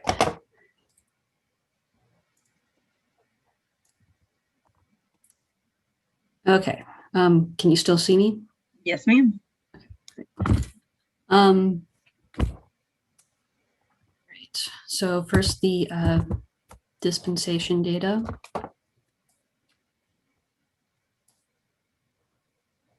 So these are monthly counts of dispensations reported to the Texas Prescription Monitoring Program. And I have, here I have counts of opioids, benzodiazepines, and stimulants. And if you look at January 2021, when the mandate went into effect, you can see that there was no big change for that month. Opioids did go down, but there was an existing downward trend for opioids dispensations. And all three drug types did see a dip in February, but that was due to the winter storm. And I checked that by looking at weekly counts for February, and the dip did occur in the week of the 13th, the week of the storm. So we don't have a lot of data points following January 2021, but it looks like so far there was no change following the e-prescribing mandate. So unless there are any comments or questions about that data, I'll go ahead and move on to the maps. And by the way, feel free to jump in at any time with questions or comments.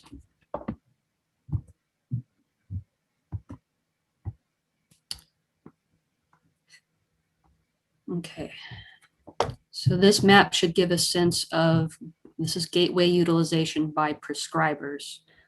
The counties are color coded according to the percent of dispensations requiring PMP check, which match to a prescriber gateway lookup. And this is for dispensations in November 2020, which was the most current data I had when I was developing these maps. And I have one for pharmacists as well that I'll show you in a moment. I considered a dispensation to require a PMP check if it was for an opioid, benzodiazepine, barbiturate, or crisaprolol. I was not able to remove dispensations for hospice or cancer patients. So that's just something to keep in mind, that the percents are a little lower than they would be. Also keep in mind this is a measure of gateway utilization, not of compliance with the requirement to check the PMP, because only gateway lookups are represented here. So if a practitioner checked the patient's data through the AWARE system, the non-integrated system, that wouldn't be represented. And this map is by patient county. So I assigned dispensations to the county of the patient's residence.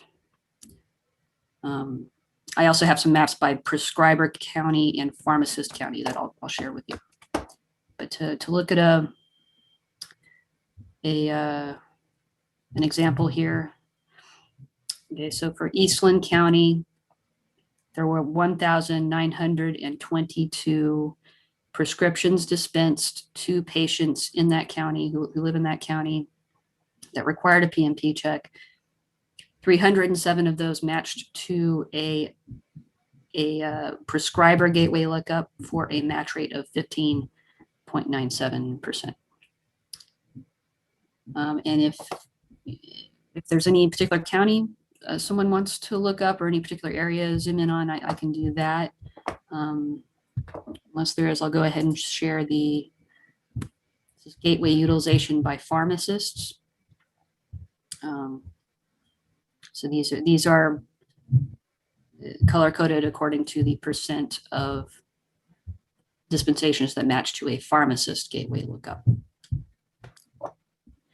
And so my main takeaway from these maps actually was just that it looks like pharmacists are using gateway a lot more than prescribers. You're just looking at how much, there are darker counties on the pharmacist map, which is probably due to the fact that pharmacists tend to be part of big systems like CVS or Walmart more than prescribers. But I don't really see a clear geographic pattern in these maps. So I'll go ahead and share this is the gateway utilization by prescribers, and it's by prescriber county. So the dispensation was assigned to the location of the prescriber. And you can see there are a lot of blank counties in this map, and that's because if there were fewer than 10 prescribers in a county, I suppressed the data to protect prescriber privacy. And of course, there are areas of Texas with very few doctors. So that's why that is. And here's the gateway utilization by pharmacist, but by pharmacy county.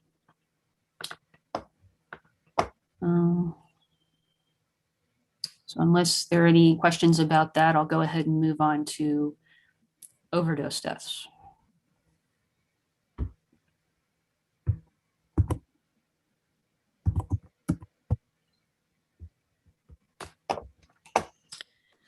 Okay, so these are monthly counts of opioid overdose deaths of Texas residents, starting in 2018 and through the end of last year. The data was provided by the Department of State Health Services, and the data should be considered provisional because it was, especially for the more recent months, because it was based on data that may be incomplete or may need to be edited. But with that in mind, so the top line there, the blue line is deaths involving any kind of opioid. And then I have 3 subcategories, although the subcategories are not mutually exclusive because since an overdose death can involve more than one kind of opioid. But we have heroin, prescription opioids, and synthetic opioids, excluding methadone. And that category will mostly be comprised of illicitly manufactured fentanyl. So there are kind of 2 factors driving recent trends in opioid overdose deaths in Texas. One is an increase in the supply of illicitly manufactured fentanyl. For the nation as a whole, 2013 marked when fentanyl became the biggest driver of overdose deaths, opioid overdose deaths. And Texas was mostly spared that until recently. You can see that in 2019, it starts to rise. And we can see that in drug seizure data as well as overdose death data. The other factor is the COVID-19 pandemic. Nationwide, we saw a jump up in opioid overdose deaths, starting in March, April, May of 2020. And same thing happened in Texas, although you can see that was driven mostly by the synthetic or the illicitly manufactured fentanyl. Heroin and prescription opioid involved deaths stayed pretty flat during that period. And it looks like there may be there's a downward trend starting in September 2020. So hopefully as we get updated data, that will, continue to be the case. That's all I have. Unless there are any comments or questions, I'll turn it back. Great job, Erin. Do we have any questions or comments for Erin? I think it was great information that she's provided for us. Had a quick question on this. In July of 2020, May through July and September, you mentioned that not because of COVID, but you saw a spike in these overdose deaths. What contributed to that? Why you attach it to COVID Is this just because of the time frame, or what? What was the reason for that? Yeah, well, we saw it happen in that time period, and we think the reason why is so people with opioid use disorder, it affected them in a number of ways. If they were in treatment for their disorder, that treatment could have been disrupted at that time. They also, during quarantine, they would have been more likely to use alone, so there would be less likely a bystander to revive them. And then also everyone was under increased stress and pressure during that time. So those are kind of the factors that are likely the cause.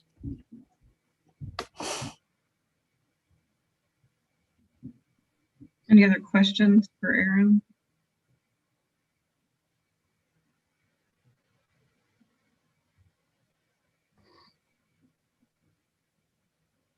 All right, seeing none. Aaron, thank you so much for the information.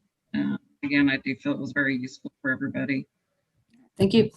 We appreciate all the work you put into it and the time to come before us. So thank you for all you do for us. Thank you. All right.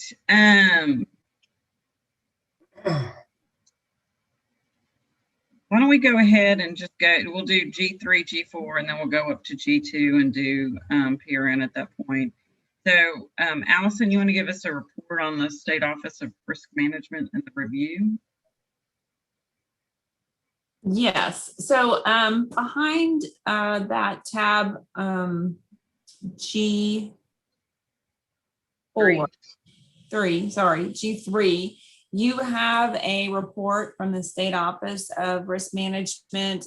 They reviewed our risk program, which includes our workers' comp, insurance, our continuity of operation, our COOP plan, and our training on different risk factors and risk reduction.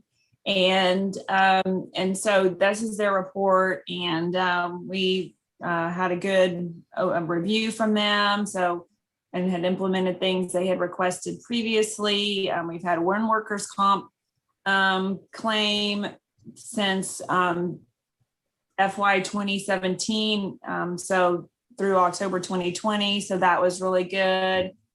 We've got the right kind of insurance. We've got our COOP plan in place, and we were able to use the working at home with COVID. You're required to do some sort of like mock implementation. And so we were not really mock implementation, but we were able to kind of use that situation just to sort of, practice implementing that. And then we've used a lot of their training, like defensive driving and safety, stress management, and our workers' comp training as well. So that was all really good. Thanks to the staff and everybody on that. And then you want to go ahead and go through our proposed resolutions. Right, yeah. So a copy you have to read. You were emailed a copy of the NABP resolutions. And those haven't really been made public yet. So NABP asked that we not put them on our website, but the NABP meeting, the annual meeting, will be held later this week. I think some of you have signed up to attend, so thank you for that. These are the resolutions that they'll be discussing. Julie, sorry. Julie and Donnie will be our delegate and alternate delegate, and they will be then having the opportunity to vote on those resolutions. So if you have read those, if you have any questions or any comments, or you can let Julie know those right now, or you want to figure out what they mean or how you want the agency, the board to vote if you have a concern about them, or I don't know, whatever you want to talk about them. All right, so I'll open the floor. Hopefully you've all read them. I'm looking for comments, concerns, as far as voting goes this week.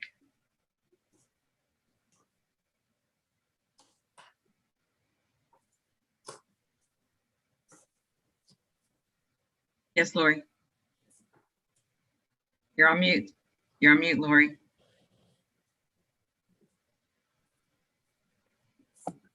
There you go. I have read them and I am in favor of moving forward with all of them. Is there anybody that has any concerns on any of the resolutions?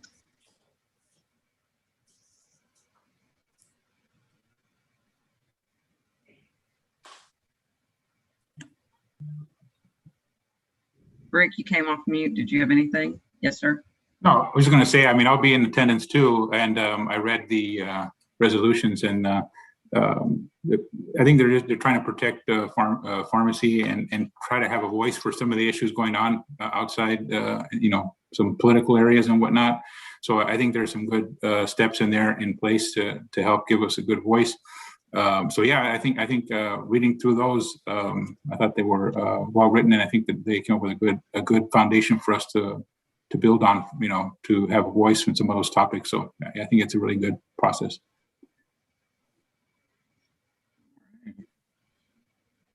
Any other comments, concerns? If you haven't registered and you've got the time, I'd encourage you to at least do part of the meetings. Definitely we want to make sure that we're participating well within NABP. All right, we'll go back up to G.2. Do we have PRN and Debbie Garza on? We're going to start with Caroline, but I'd like to go ahead and get them positioned if possible.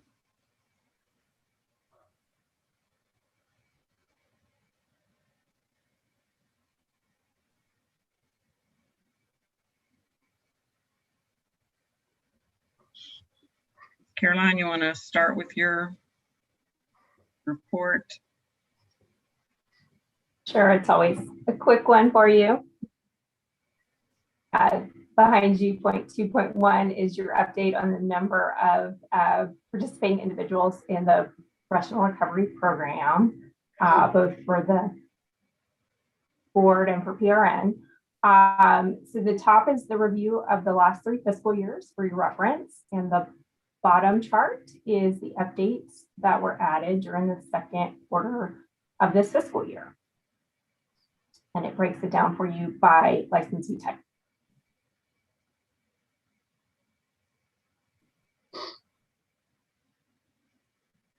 Are there any questions for Caroline on the report?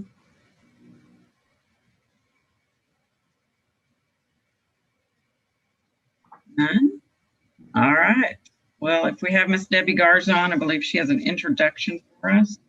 Yes, thank you, Madam President and board members. Debbie Garza with the Texas Pharmacy Association. As you all know, the Professional Recovery Network is under the Texas Pharmacy Association. And I am pleased to introduce you all to our new PRN director, Ms. Raquel Leal.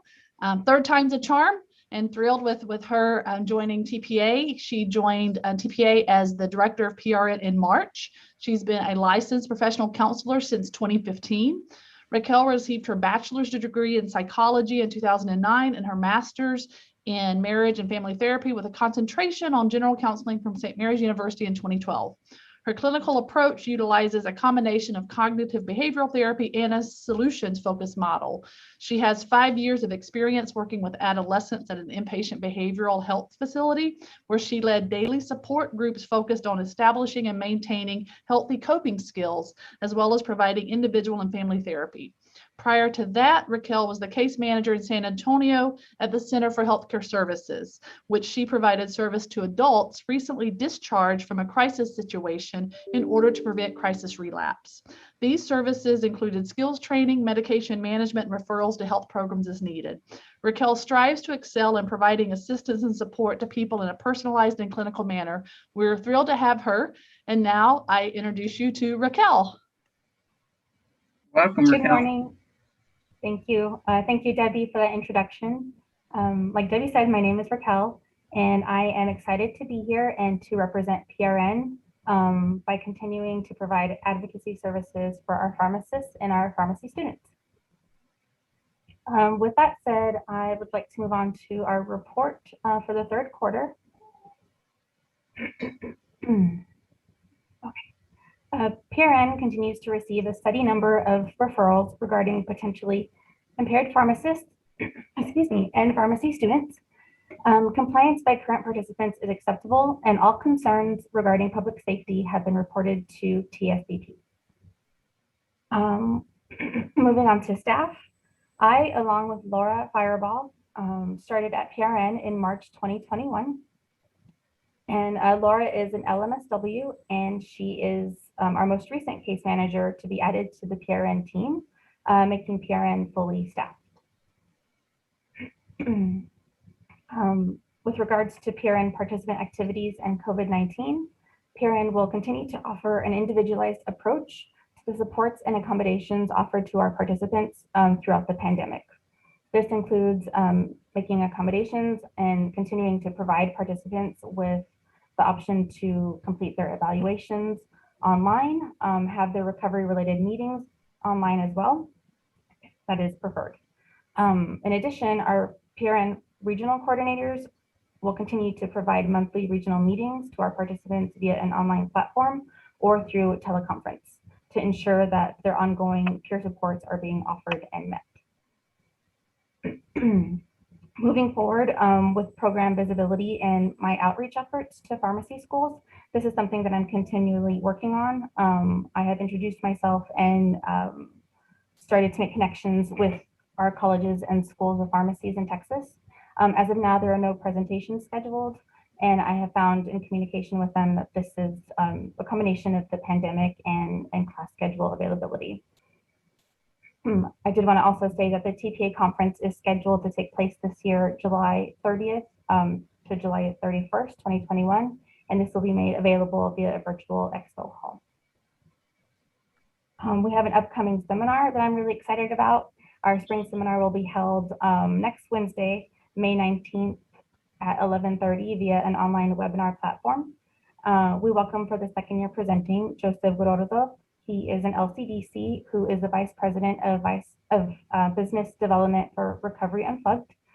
He has extensive research and experience in the addiction field as a licensed chemical dependency counselor. And the topic this year he will discuss is called Emotional Support, Staying Balanced in a Changing World. And the summary of this topic will discuss fear of change and how that is something that we all experience at different levels. Also, he will be talking about learning how to walk through this change with grace and how that's something that we can master. And also, it's also one of the greatest skills that we can master, excuse me. A goal for the attendees will be to develop and understand the process of adapting to change, learning to recognize stress symptoms in themselves as well as others, and developing skills to make change instead of avoiding it.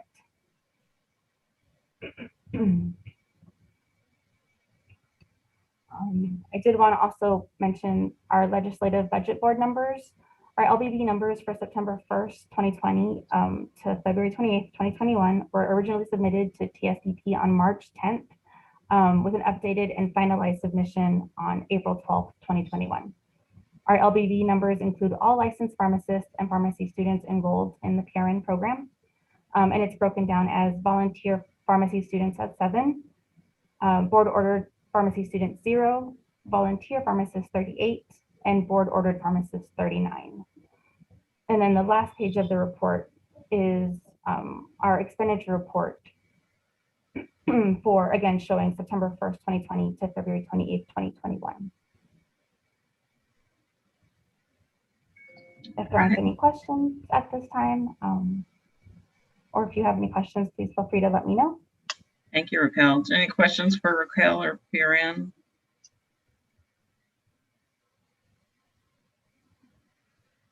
No. All right, seeing none, Raquel. Debbie, thank you always for the work that PRN does and the great report. And we look forward to a long tenure with you and Raquel and taking it forward. Yes, definitely. Thank you for your time. Thank you all. You. Bye-bye. All right, with that, we will go back to the agenda. I believe that Kirsten has a report on appeals from the State Office of Administrative Hearings.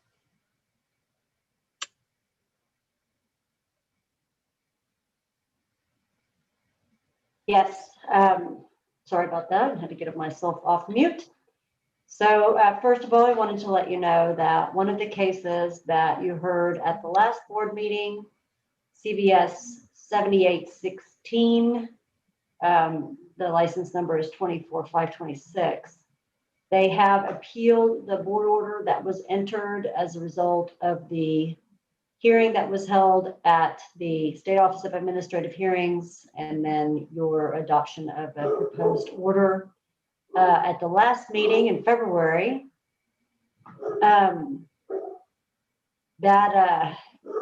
An attorney from the Office of the Attorney General has been appointed to handle that case for us.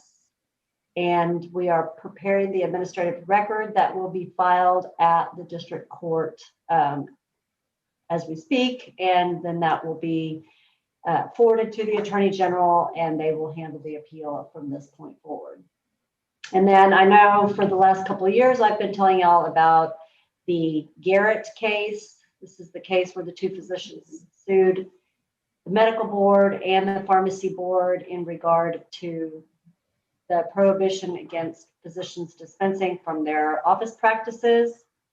And that case, we did have a ruling in district court on that case back in December, which was favorable to the board in order, and it dismissed the case. But the plaintiffs in that case have appealed to the Third Court of Appeals here in Austin, and they have filed their original brief.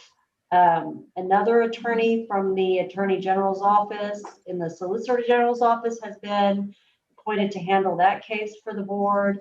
And our response brief will be due in the next couple of weeks on that. That is moving forward as well.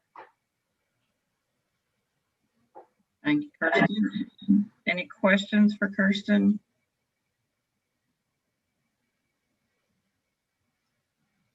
All right, seeing none, Allison, you want to give us an update as far as legislation goes? Sure. So behind the tab G7, you've got a chart on the legislation that we are tracking. And we broke it down into different categories. So the first one you see is the practice of pharmacy, all the bills related to practice of pharmacy. And then it goes on from there into agency operations and things like that. There are, I think, 2 bills that we're tracking overall that I don't think they're really even really exciting that have made it all the way. And there's just not a lot happening with the bills. So, you know, things are going very slow. I don't know if here in the next few weeks if things will kind of start going really fast and crazy, but right now they've been going extremely slow. So just, you know, across the board, not just for our bills, but for all the bills. So we'll just wait and see till May 31st how things play out. Do you have any questions about any of the bills? I did want to, I know this kind of came up earlier, and hopefully can get it so I can share my screen.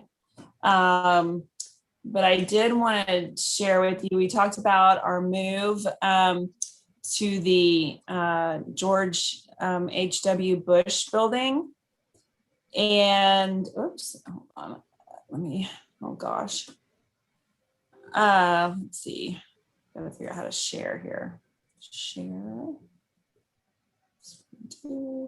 Okay, so last Friday I was able to go, we were able to take a tour of the new building, and it's the George H.W. Bush building located 1801 Congress Avenue.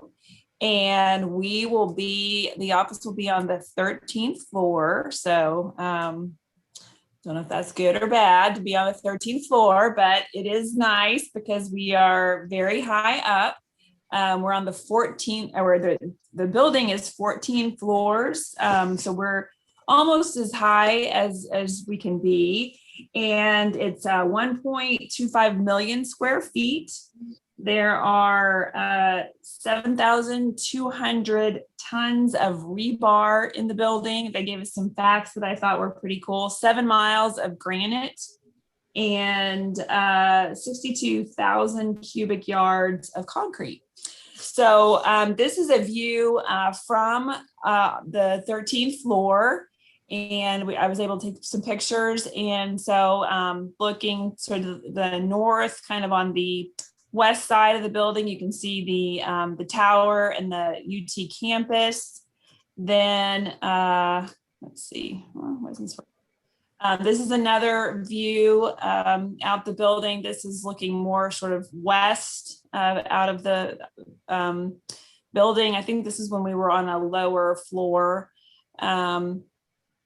This is looking south from our building. You can see just barely the Capitol behind the other building that's being constructed. That's the building at 16th and Congress, where most of the conference rooms will be in that building. So it'll probably have a nice view of the Capitol. I'm afraid this might, I'm not sure if they're going any further on that one or not higher, but that's all is left of that view. This is a view looking down on the west side of the building. You can see we're directly across from the Bob Bullock Museum on that west side.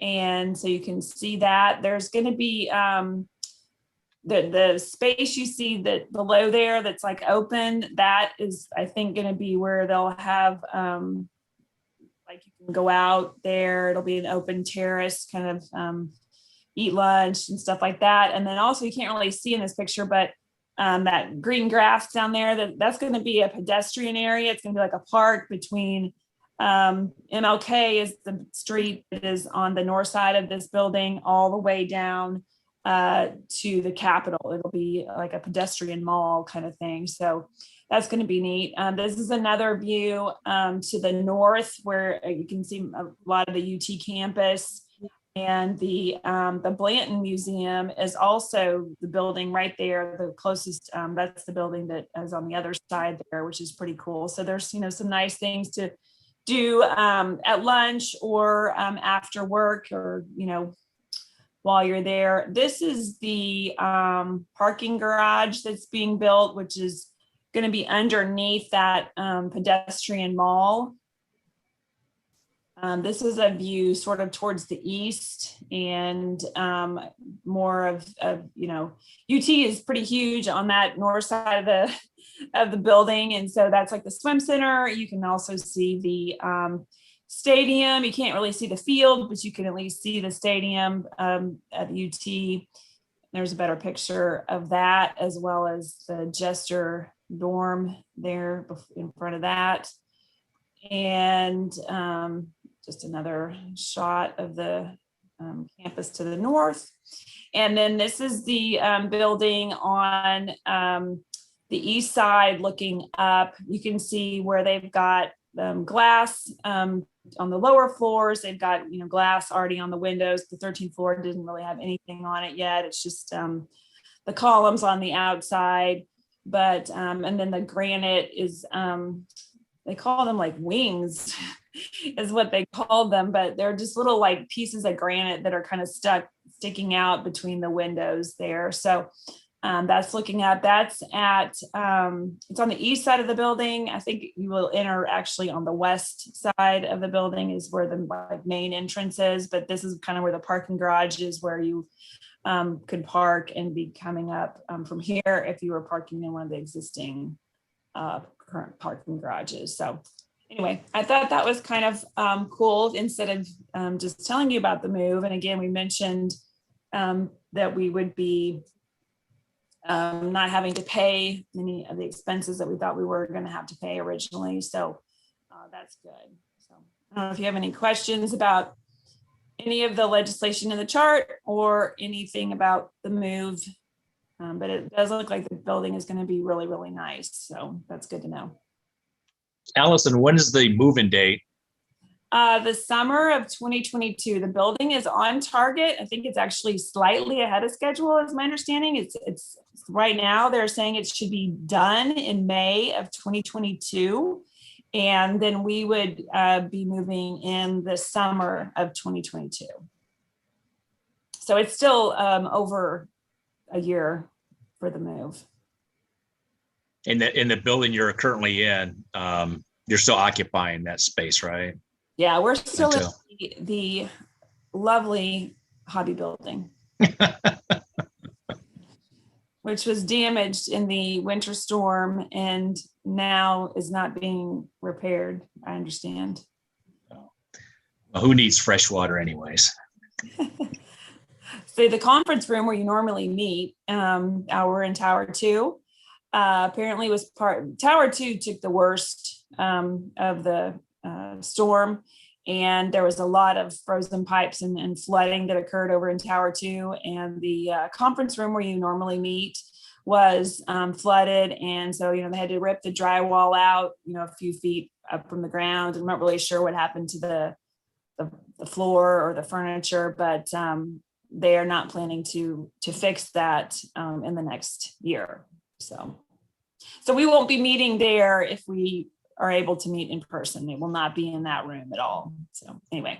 The Four Seasons is nice down the street. Yeah, that'd be really nice. I think Fernandez said Yes, Mr. Fernandez. It was just, my question was on that. It seemed like there was damage. That was going to impact our future meetings. And then obviously for the public, the future site, a lot bigger conference room for the public to sit in and then we have today.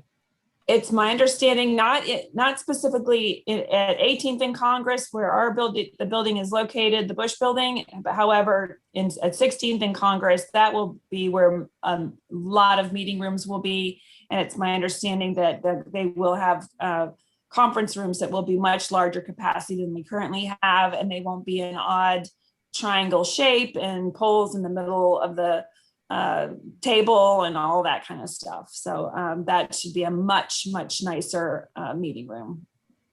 We all love that pool though. Bradley? Allison, do you know if they're going to be, what do they call them? Sky bridges or whatnot from building to building with all the new office buildings going up in the 1800, north of the Congress? I did not see any sky bridges. I don't believe there's any sky bridges planned there. I know there are some tunnels, and I think they run all the way to the Capitol. However, I'm not sure who has access to those tunnels. There's lots of tunnels I've heard about in other buildings. I've never seen them or had access to them.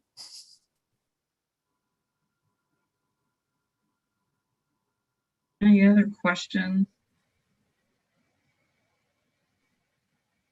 All right, so thank you for the chart. There is a lot of good information in there. If you have not read through it or are not keeping up with it, Allison's right, things are going slow. There's a lot of work on budget and other things. So we're seeing a lot of things moving very slowly. But there are definitely some things that are pharmacy related that we need to keep up with. And I know the staff will do a great job of staying ahead of them in the event that we'll need to create rules later after things are posed or after the legislation's over. All right. If there's nothing else regarding legislation or the building, next on our agenda is to review our board mission statement.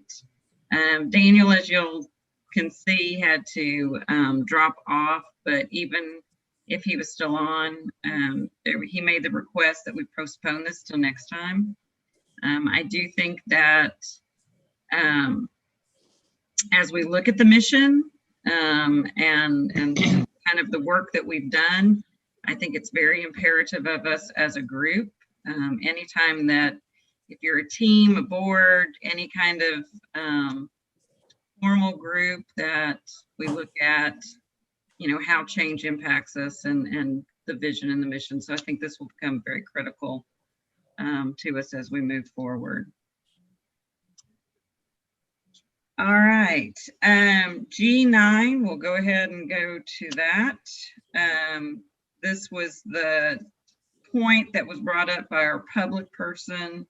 It's the discussion concerning the patient name of record. Allison, you want to kind of tee this up and give us some background? And yeah, so item G9, you have a letter from, it's actually from the administrator in a pain group, 2 physicians listed there.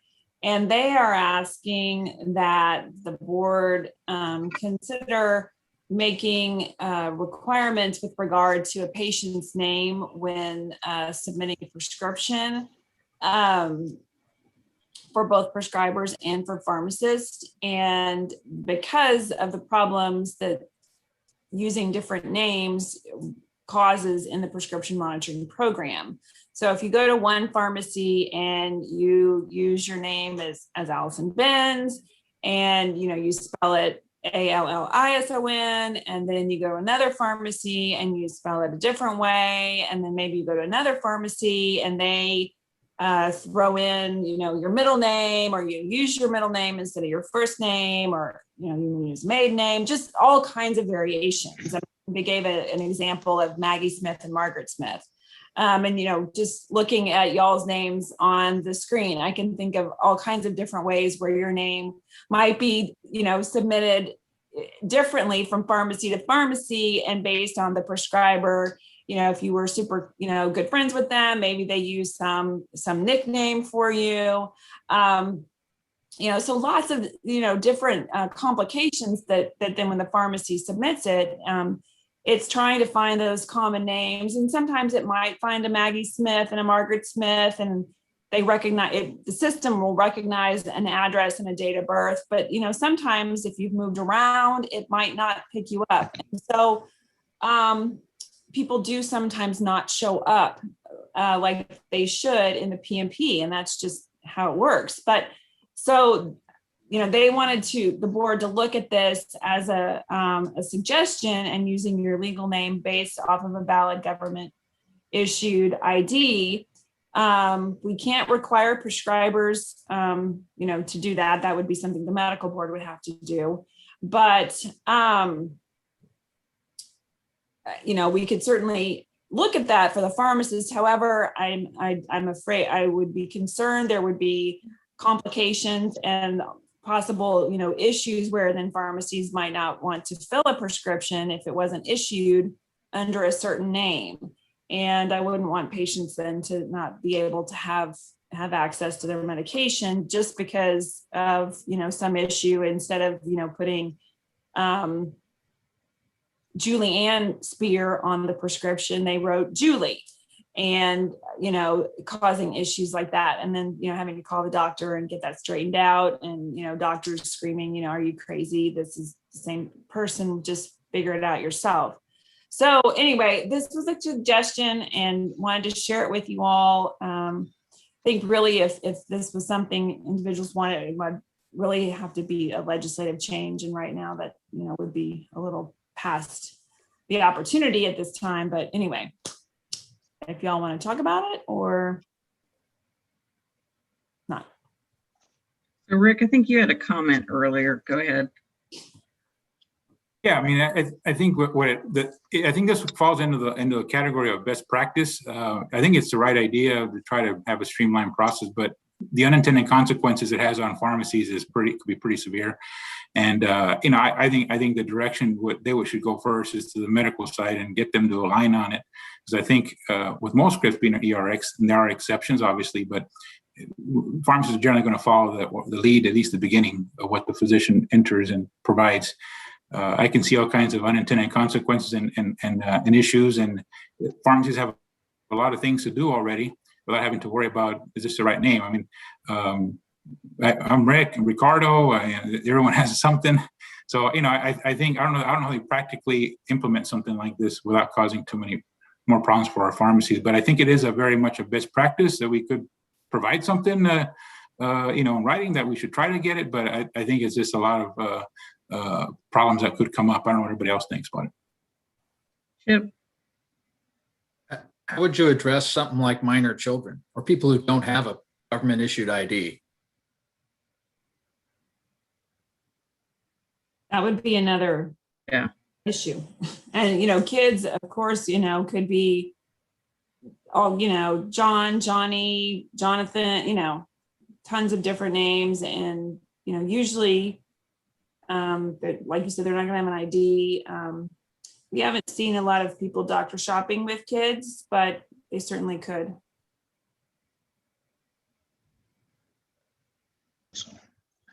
Yes, sir. Yeah, on the insurance side, I mean, you have, you can authenticate someone, by their insurance policy, address, social, and all that. But if, like someone brought up, if they're uninsured or they don't have a government issued ID, I can see this being an issue. And I can tell you, I don't have insurance, even if I do. I don't have insurance. I want to pay cash, and I really don't have any other form of identification. Well, that's a red flag. I'm homeless. I'm a homeless person. I'm sorry, I couldn't resist that. So, lot of good comments here. I'm with Rick. I think it's a best practice. If it's a controlled substance, the pharmacist asks the ID to verify who they are. I think that at this point, unless we have a very robust conversation with the medical board, there's not a lot we can do with it, but there are huge ramifications if we put a requirement in there that then PDMP, not PDMP, but the PBMs would then have just one more thing to be looking at as they audit. So, obviously we're all about public health and, what's right for the patient. So consider this more and wait on it. Yes, sir.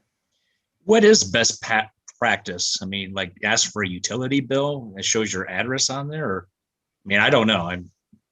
What is best practice if someone shows up, they don't have an ID and the name is misspelled? You ask the patient. You ask the patient for all of their information. Most of us will fill out if it's a brand new patient for you, a medical history as far as what other medications are you on, what are your allergies, drug allergies, so that you can get them all into the system. I'll be the first. Most of my medical records do have my given name, Julianne, but I never use it unless my mother's mad at me or, it's a legal document. So. Sure. I think the best practice is try to match the ID, Rick, whenever we can, but there's like so much variation out there. It's just so many unintended consequences for the pharmacies. It's just one more thing that they're going to really have to.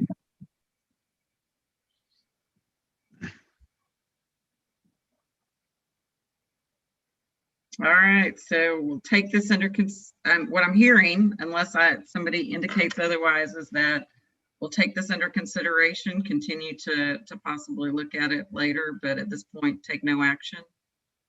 Correct. All right. So we are hitting the noon hour. My suggestion at this point, unless I hear otherwise, is that possibly we go ahead and break for lunch.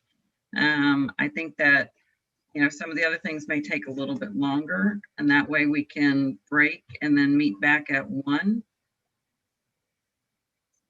Does that sound good to the group? I see a lot of shaking heads. All right, well then we will adjourn for lunch with everyone back at 1 o'clock with cameras on and ready to go at that point. Wonderful. Thank everybody for a great morning.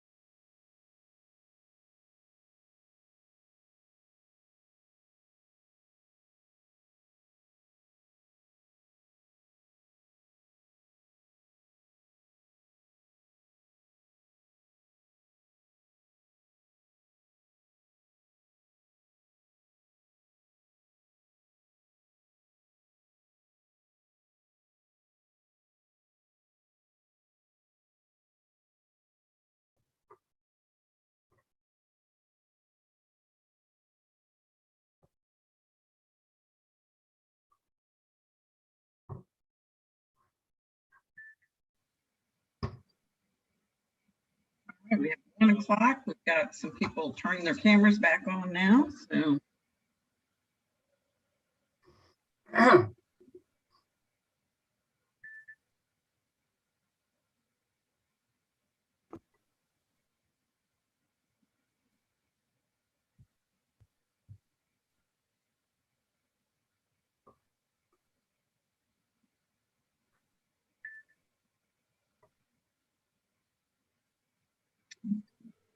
just waiting on Lori. Julie, you're doing a great job again. Thank you, Donnie.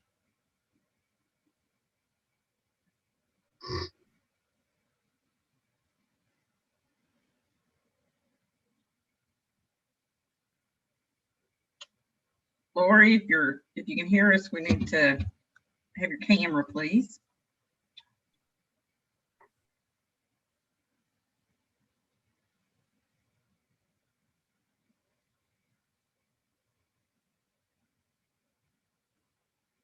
I think we lost her.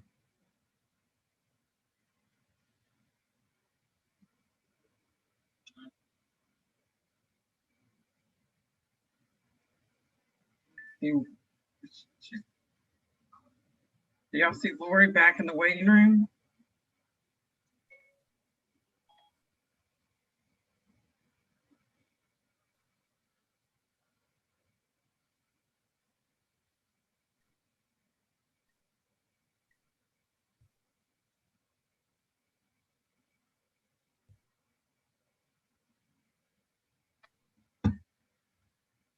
I sent her a text. Let me see if we can get her back on.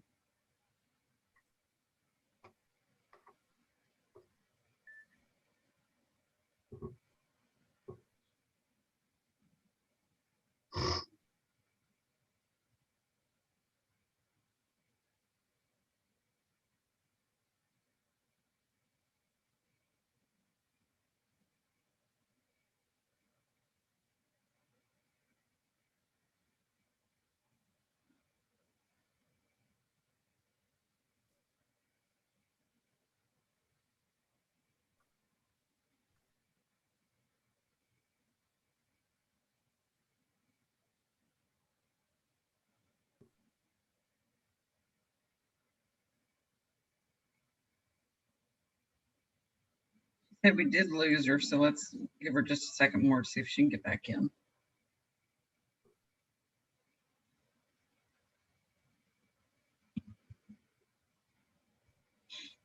I sent her a text also, Julie. I've moved her in, but it kicked her back out, so I'll keep an eye out for her.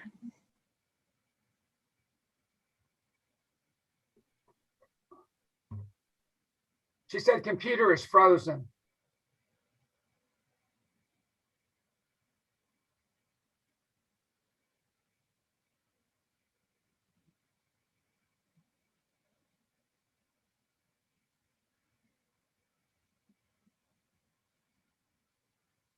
All right, we still have a quorum, so give her just 1 more minute, and if not, we'll just start at 1:05. And we are going to move the agenda to 1.1.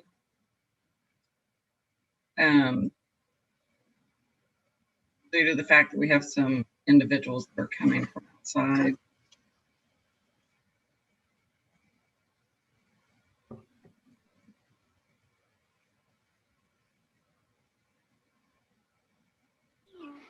All of the outside parties are present when you're ready. Okay. Any update on Lori?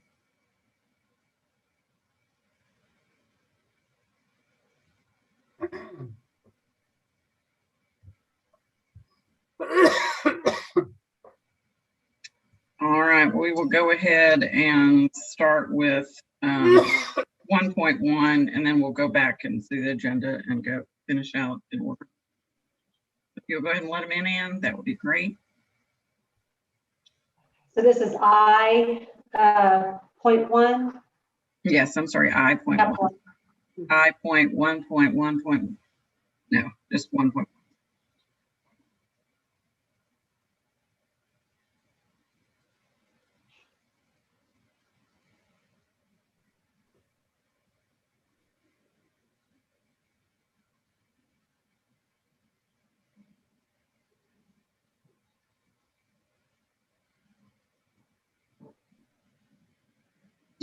right.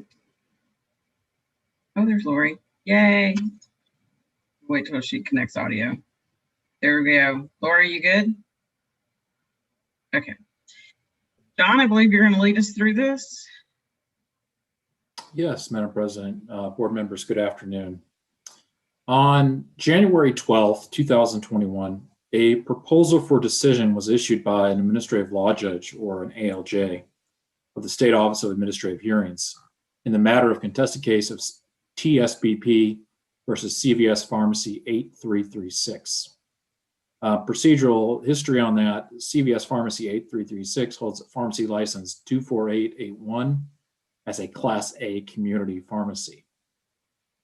Now, in this proposal for decision, the administrative law judge found by a preponderance of the evidence that CVS Pharmacy 8336 violated the Pharmacy Act and the board's rules, and that the respondent's pharmacist, the pharmacist in charge, committed a dispensing error by dispensing the wrong drug to the patient.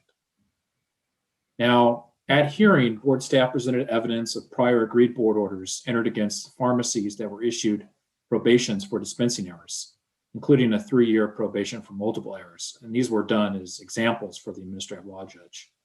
But despite this evidence of the board issuing probations when a pharmacy has been subject to multiple disciplinary orders for dispensing errors, the ALJ recommended a $3,000 administrative penalty, which staff was not seeking, and a requirement to maintain a continuous quality improvement program. Now, it's important to note that in this case, the pharmacy in question had 3 prior agreed disciplinary orders. The first order, dated February 3rd, 2015, was based on allegations that respondent had dispensed a medication in February of 2013 with incorrect directions for use. That first order imposed a reprimand and a $1,500 administrative penalty, and also required the pharmacy to implement a continuous quality improvement program. The second order they had, dated August 2nd, 2016, was based on allegations that the pharmacist had failed to provide patient counseling on a new prescription in March of 2016. And that second order imposed a $1,500 administrative penalty and required implementation of policies and procedures for patient counseling. The third order the pharmacy received, dated August 7th, 2018, was based on alleged record-keeping violations and a failure to evaluate and identify clinically significant known allergies on 2 prescriptions in 2016. That third order imposed a 2-year probation and a $4,000 administrative penalty and required implementation of a continuous quality improvement program. As such, for what will be the pharmacy's 4th disciplinary order, staff is asking that the pharmacy be issued a 3-year probation. This is given the pharmacy's prior board orders, which include that 2-year probation, and based on board precedent, and also based that this was the recommendation of the informal conference panel that heard the case initially. And consistent with the ALJ's recommendation, we are also asking for the imposition of a continuous quality improvement program to help prevent future errors. Staff is not seeking an administrative penalty as it is inappropriate under the board's rules, and staff raised these arguments in support of the additional sanctions through staff's exceptions to the PFD. Please remember, board members, that Board Rule 281.60B concerns the board's role in discipline, and this rule provides that in these matters, the board is not bound by the recommendation of the ALJ, and the determination of the appropriate sanction is reserved to the board itself within the scope of the Pharmacy Act and the Administrative Procedure Act. Board staff has prepared 2 board orders for entry for you. One order for the ALJ's recommended sanction of an administrative penalty and continuous quality improvement program, and then a second order, staff's recommended order, that includes a 3-year probation and continuous quality improvement program consistent with board precedent and the informal conference panel's recommendation, justification of which is included in the order itself. Board member, staff urges the entry of the second proposed board order, as this disciplinary action is in the public interest. Thank you.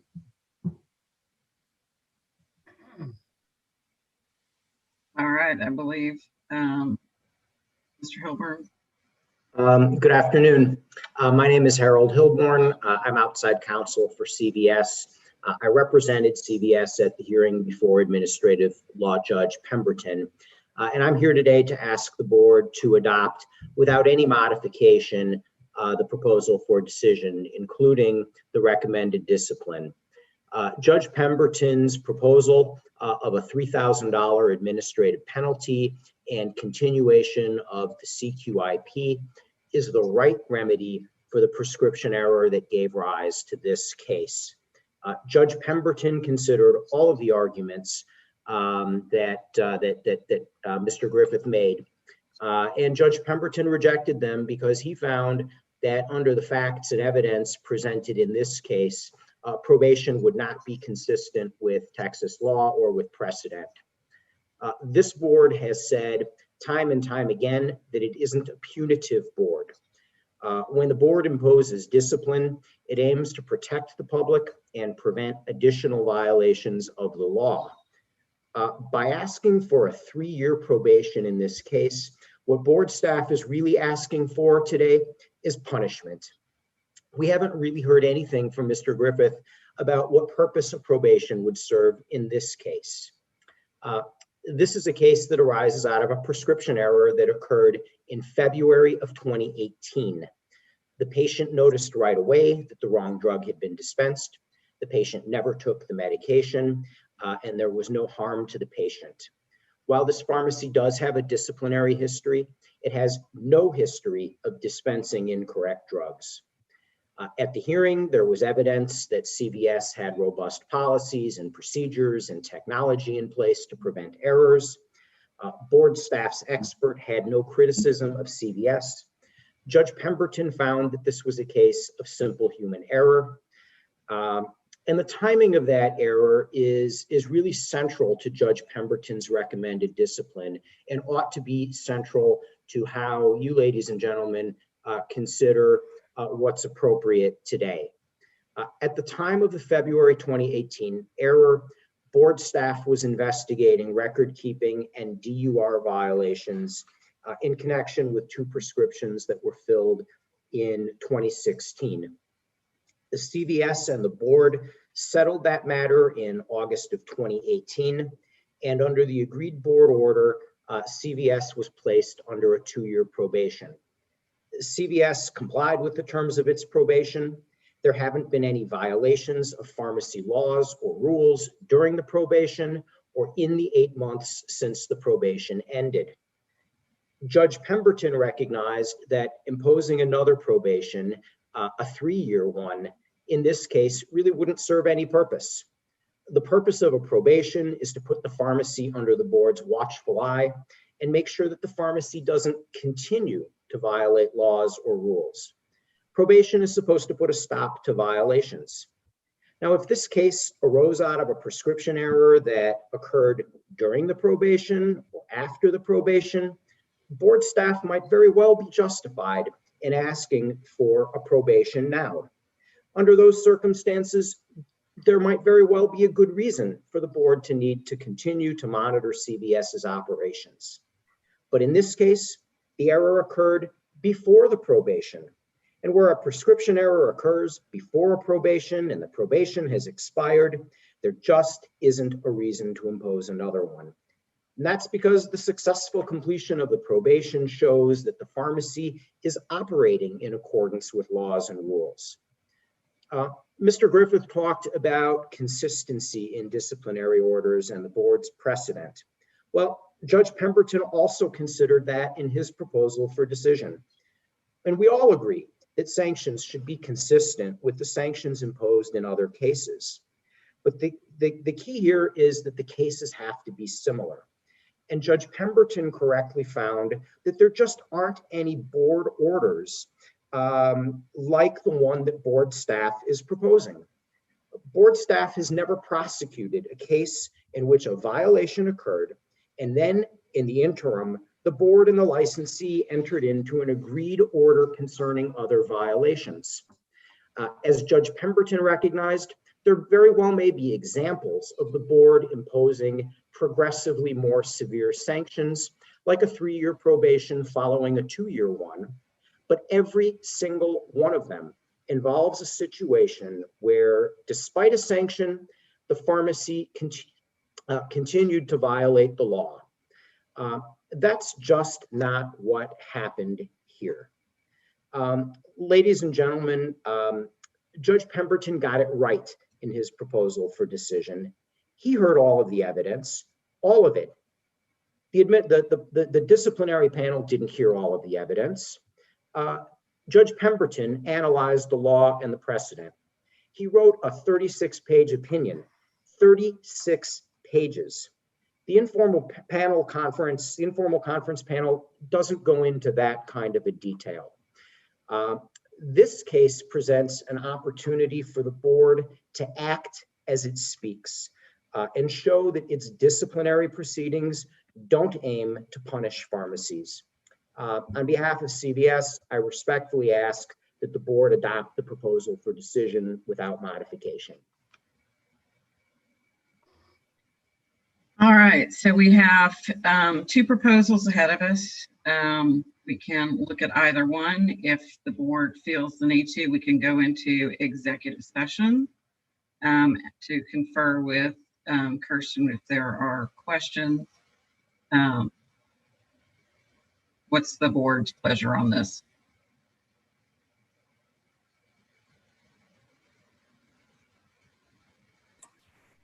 I think it might be good to go into executive session. Yeah, I would agree with Donnie. Me too. I would agree, same. All right, with that, we will go ahead and go into executive session. The closed meeting will now be held for the purpose of consulting. We need to vote on it first. Oh, sorry. Alice, do you want to take a vote on going into executive session? There she is. Yes, ma'am. Donnie Lewis, Yes. Jenny Yoakum, Yes. Rick Fernandez, Yes. Daniel Guerrero, Yes. Lori Hinkey,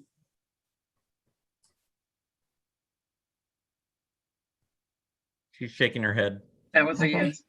Brad Miller, Yes. Donna Montemayor, Yes. Chip Thornsberg, Yes. Suzette Tiarina, Yes. and Rick Tisch. Yes. All right. Seeing that vote, So you'll want to mute yourself and turn your video off here before going into the executive session. okay. A closed meeting will now be held for the purpose of consulting with legal counsel regarding the pending or contemplated litigation under the authority of the Texas Government Code, Section 551.071. The date is May 11th, 2021, and the time is 1:18.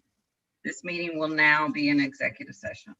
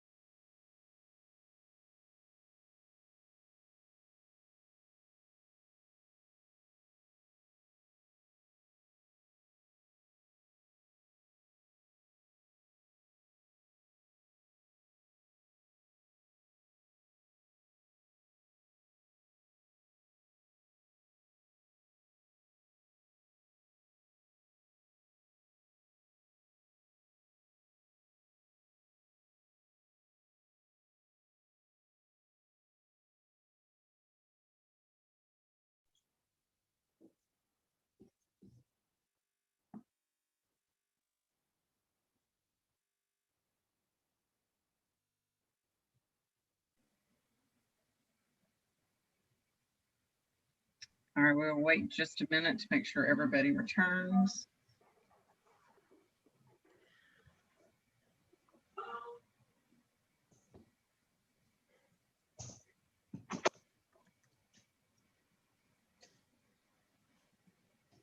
I'd never used that app before, and I just saw that. I was supposed to share my web cam.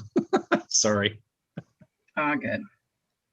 All right, it does appear that everyone has returned. I will say that it is 1:43 on May the 11th, and we have concluded the executive session. And during the executive session, there was no action or final decision taken by the board, and we are back into regular session of the board. So with that, I will open it up for discussion between the two options and see what the board pleasure is on this.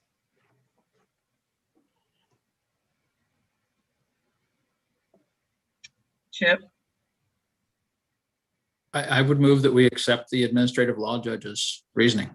Looking at that, I think is a very valid point of what is the purpose of probation.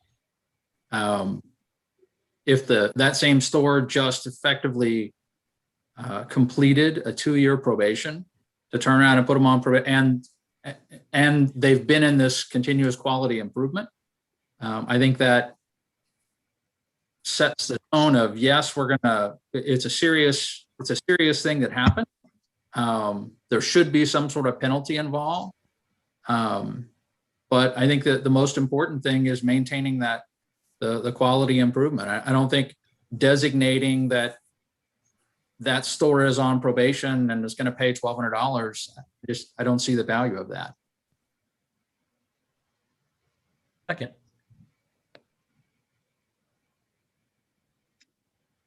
So we've got actually a first and a second from Daniel. I'm going to open it up for additional comments, conversation.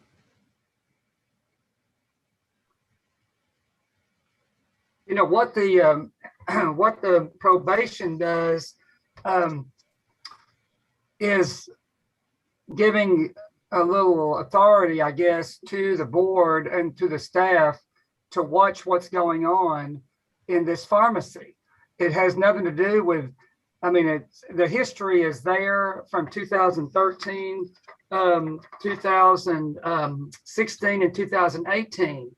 And regardless of whether they were on a probation and off of it or not, to me, it sounds like they probably need a little bit of monitoring. And, you know, there's something at that store that causes me to be concerned. I don't know what it is, or what it's whatever the management or how they're handling their issues, but I sure don't want to be the person that gets the wrong medication in that store, and then we go through this again with them. I agree with Don. I like the the probation, the access that the staff would have.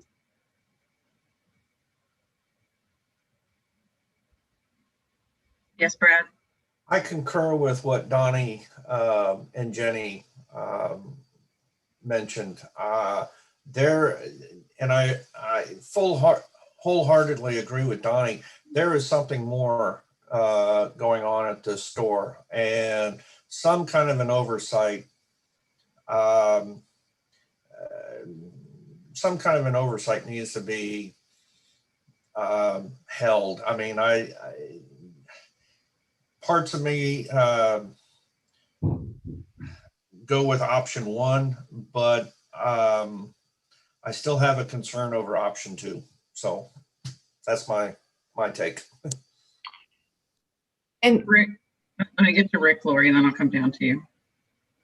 And I support what Chip's saying. I think to some degree, my concern is, you look at the history of the pharmacy, right? But I don't know if they all mean that they're all related to each other.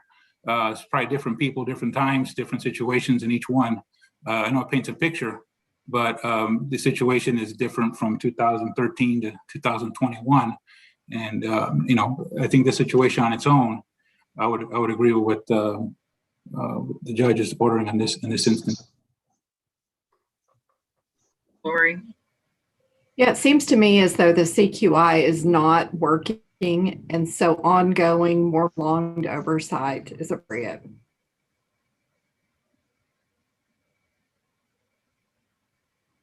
So we've had a number of different comments made. I will add, after hearing everybody's comments, I think one of the things that as a board we've done that, we've always put the public first, but we always have consistency and precedence. And I think that's important and it plays a role into it as well. Now, we do have a motion and we have a second. So as such, unless there is an amendment to the motion or second, then we need to take a vote. And then we will proceed from there. Are there any other comments? I'm sorry, Chip, did you say? I was just say, call the question. All right, if there are no other comments, Allison will take a vote. Donnie Lewis, No. Jenny Yoakum, No. Rick Fernandez, Yes. Daniel Guerrero, Yes. Lori Hinkey, No. Brad Miller, No. Donna Montemayor, No. Chip Thornsberg, Yes. Suzette Tiarina, Yes. Rick Tisch. Yes.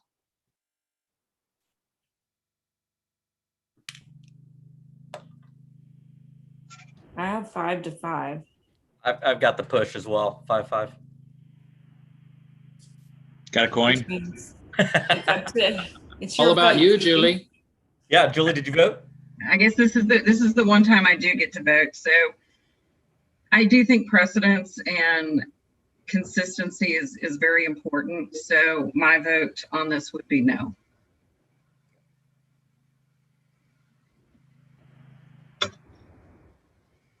So unless do we need another second in motion then? Yes, that motion failed, so you would need another one. I make the motion that we adopt option 2. I second. All right, we have a motion by Donnie and a second by Donna for motion 2. Is there any conversation before we vote? Allison, we take a roll call vote? Donnie Lewis, Yes. Jenny Yoakum, Yes. Rick Fernandez, No. Daniel Guerrero, No. Lori Hinkey, Yes. Brad Miller, Yes. Donna Montemayor, Yes. Chip Thornsberg, No. Suzette Tiarina, No. Rick Tisch. Yes.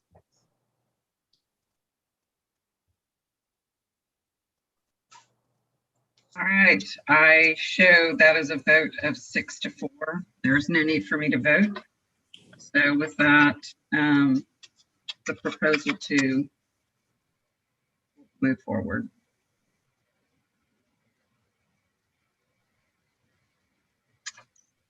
Is there anything else that we need to do, Kirsten, as far as this? No, that's all. Option 2 has been entered by the board at this point. All right, Mr. Hilburn and Mr. Griffith, we thank you both for coming before us and for your time today. Thank you, board members.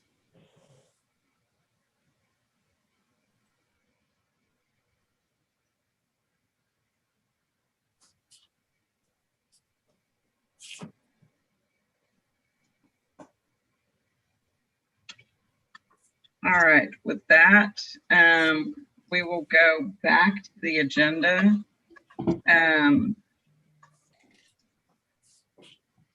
As long as we're on disciplinary actions, why don't we go ahead and finish out our board orders?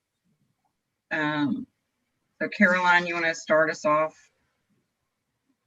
And then we'll come back to, we've got some discussion points, but it might be good to go ahead and just continue with that. So this is moving to the reports under H.1 and H.2. Yes, ma'am.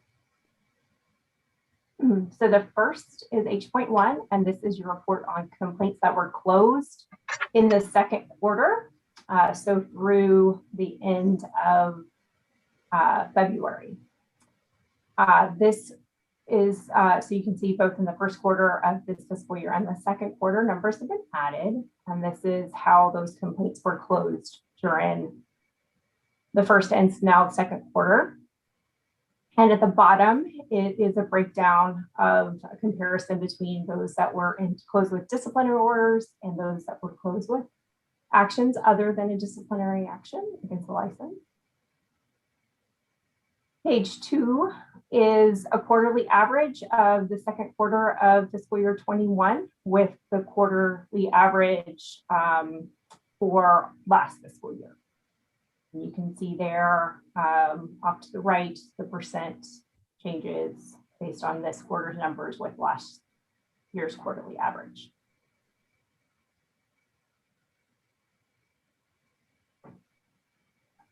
If you don't have, I was asking if anybody had any questions for you. I'm sorry, Caroline. All right, seeing no questions. You want to go on next? so the second report is your open complaint. So the top chart is last 5 fiscal years for comparison for you. And chart 2 is a breakdown of the age of your open complaint. And this added the numbers as of April 16th. So this is when this chart was prepared on April 16th, the number of complaints that are open by their age.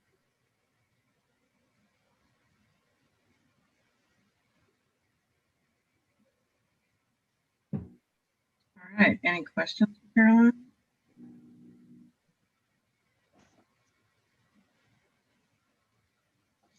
All right. I do love to see that the number of days have continued to go down. So thanks to you and your staff for your continued work on that, on the resolution time. Thank you.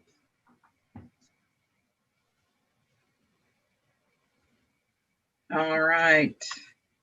And then if we can go to 1.2 or I.2. Do you want to go back to G10 or you want to finish all of I was going to finish all the disciplinary actions and then go back up to G10. Okay. Okay. So the items I2, I3, I4, and if you needed it, I5 are all associated with the information that was sent to you by Amy last week, yesterday, and then also today. So these are all of the agreed board orders and remedial plans that have either been entered by the executive director or those that are going to be proposed to you. So we'll just go through those one at a time, and you can make a motion on each item. I2 actually does not need a motion. That is just a report of all of the agreed board orders that were entered by the executive director. And that is just for your information. And if you had any comments on that, but otherwise we could, if you do not, we can move on to the next item. And the next item will be the agreed board orders and default orders that were included in all of the charts. So, you know, if you have any questions about those, you can let me know. Otherwise, on those, you can vote for them together. And what we would do is for any that you participated in the informal conference, we would automatically recuse you from that vote. So I wanted to make sure everybody saw that Amy sent us one at the very beginning of the meeting. Today, right? Today. We had a very last minute, and it's in order to avoid having to do further action on that right now, we wanted to go ahead. We would normally not do one this late, but that one was really necessary. So we did go ahead and send that to you. And this is for I3, is that correct? Correct. Okay. I'll go ahead and make a motion to approve.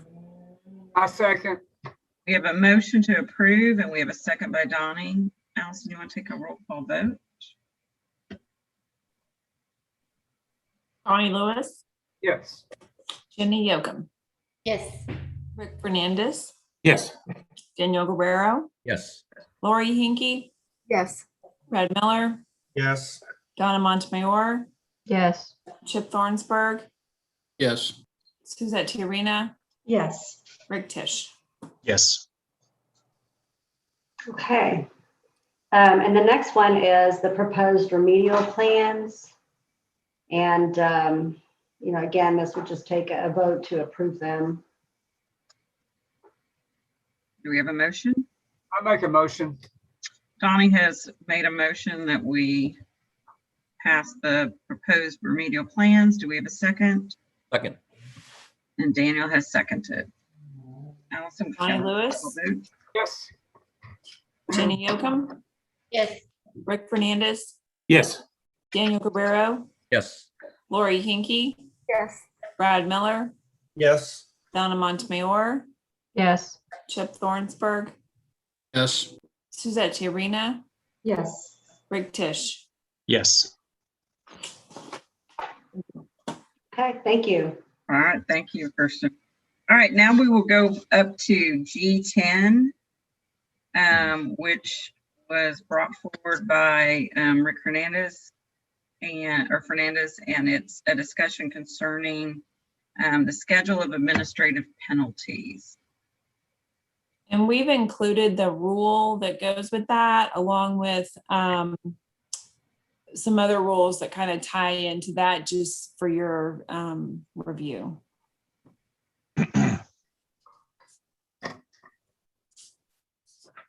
Okay, should I move forward now? I will give you the floor. Thank you. I appreciate that, Julie. I actually wanted to bring this up the last time, but I got my comments in too late, the last board meeting, but I appreciate the opportunity to have a discussion. Obviously, we don't have too many discussions as a board. We're not allowed to. So this is the only place we can. So the objective of my discussion I want to bring forward is related to this rule 281-62. Of course, there are other rules related to 65, 61, 68, and others. Regarding the disciplinary process. And what I'm talking about here today, I'm not looking to make any kind of a change to rule or to lessen the board's ability to discipline or anything like that, licenses, or license holders, something like that. Just a discussion I thought I'd want to try to bring forward. We talked about this particular rule in November of 18 when we wanted to update the merits to increase or decrease the severity of disciplinary action. I mean, I was a fairly new board member at the time, so I was still learning a lot, and I still have a lot to learn and hadn't been on too many conferences. And I've been on a few, so I thought maybe something we could bring forward, especially those of us who kind of starting to get into a little more conferences. I thought I would just bring it up to see if anybody has any discussion you want to bring forward regarding discipline. Now, we just had another disciplinary issues brought up and all that, so sometimes maybe the timing is right. But the question I want to bring up is, what is the fairest way to disposition a penalty on the license or a license holder? Okay, what is the fairest thing? Obviously, we have rules, we follow, and these rules are the guidelines. Obviously, during these conferences, we leverage the insight of our board staff, those that help us. Obviously, we can't do it without them on the way. They provide us the rules, guidance, the process, take under consideration, including history. History is important. Obviously, everyone on this board has experience in pharmacy or out of pharmacy they can leverage. So those are things that we use. And I think all of us, because of that experience, good or bad, bring some bias in. I have my fair share of bias, and all of us do. So that's always in there. But my assertion, I guess, is thinking about it after a few turns on the conferences that we should judge each case individually more so than, maybe go back to a default of this is what we've done, this is how we do it. There is an opportunity to evolve and obviously adjust the way we look at things. Obviously, it's important to look at the past and be consistent. We talked about that. So I'm not talking about like not trying to hold license holders accountable and wherever the setting they might be, large, small, medium. My point is that the board members make the decisions, and on a case we're trying to follow the rules of keeping the public safe on a case by case basis. I guess the reason I brought this forward is a situation that I brought, maybe an example of why I'm bringing this forward. Because it happens, the pharmacist's decision on what they decide to do, say it's a DUR, is their own. Nobody can tell them what to do, what not to do. I don't care if you own your own pharmacy or you work for a company. That pharmacist makes that decision. And in a situation where I've seen is a pharmacist made a decision, and it wasn't because they were busy or didn't have good computer or there was no staff, whatnot. They made a decision against actually the computer system telling them, don't dispense this. Said, it's okay, I went ahead and do it. The patient ends up and has some consequences because of that. So the pharmacist comes in and we meet with them and there's some accountability for that decision that the pharmacist made. And that pharmacist was very remorseful and willing to accept responsibility. Okay, and then we immediately go, okay, what do we do with the license holder? Well, then we got to do some kind of a administrative penalty or whatnot. And that's where I feel like the question is, if that particular license holder did not contribute to that decision, how do we hold that license holder accountable for that?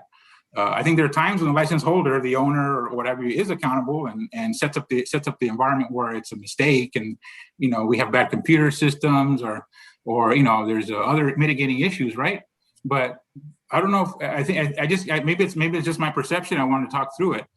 If we have a situation where the pharmacist owns that decision, for example, on a DUR, and there was no outside interference from the employer or the owner or whatnot, the system was good, it wasn't even busy that day, they made a mistake that they own, why would we turn around and sanction the license holder, which I have seen, and I've seen some cases in that. So I don't know what everybody thinks about that. My perception is that each case is individual, and obviously we have to take the situation in hand and to sanction the license holder. To me, sometimes I think it's something we've done, but maybe I'm just wrong with that. I don't know if anybody feels or wants to talk through that. If that's something that we should bring up. Everyone's responsible for their own action, but I think that's why I wanted to kind of bring this forward. Is we have a history that we use to guide us, but on the other end of it, I think there is an opportunity to make some improvement and evolve a little bit continuously, like we try to do. And the circumstance I painted there, I just wonder what our thoughts are on that. If we should be doing holding a license holder accountable for a situation like that. I'm not sure if anybody else has a discussion on that or has any question regarding that. Chip, you have your hand up. So by license holder, you're talking about the pharmacy license? Well, the holder, like say, for example, the owner of the pharmacy, the company or the organization. Making sure I understand. So, bottom line, no employer wants to be responsible for the behavior of their employees, but the law is pretty clear in multiple areas that that's just the way it works. If you hired someone, you're responsible for what they do. I will actually say that, I was heavily involved when we redid those rules back in 2018, fought pretty hard for them. And part of that was so that we would have, this is our standard, but these are going to be mitigating factors, and these are going to be aggregating factors. And so the aggravating factors the staff has done, now they've kind of gotten on board, and so they'll look for aggregating factors and they'll add those to escalate a penalty. I would give you that it doesn't feel like we do a great job listening to mitigating factors and reducing. We tend to fall back on, this is what we've always done, this is the precedent. I don't particularly think that's in the spirit of creating mitigating rules. If you're not going to reduce the fines, not going to reduce the punishment. And I say that more for businesses and for pharmacists and for technicians.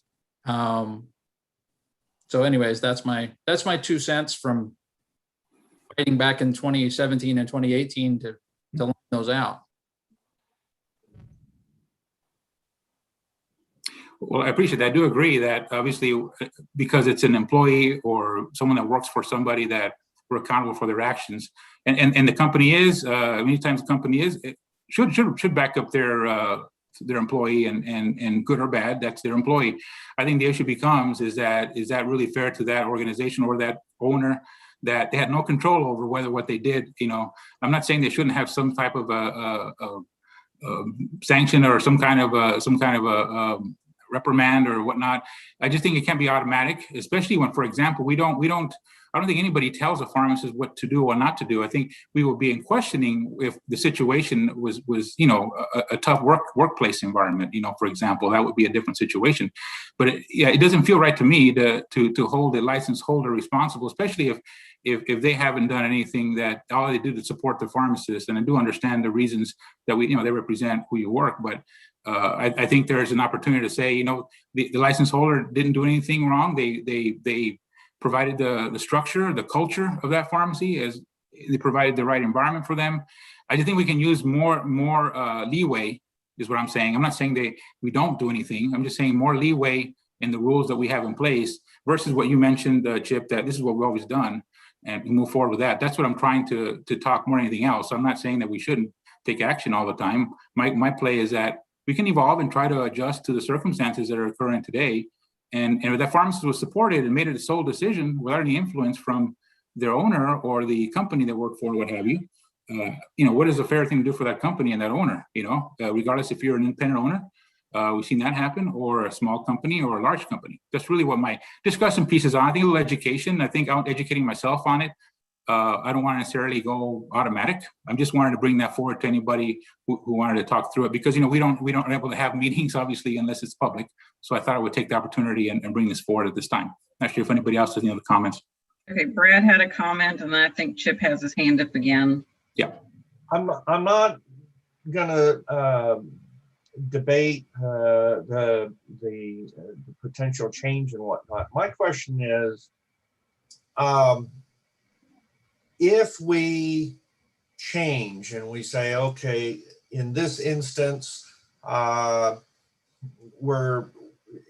precedence has been an administrative fee, maybe some CE, maybe a suspension or probation. Okay, that's what we've been doing. If we suddenly change, and again, pro or con, not going there, but if we change and we say, okay, this time around, even though it fits the mold, fits our history, we're only going to charge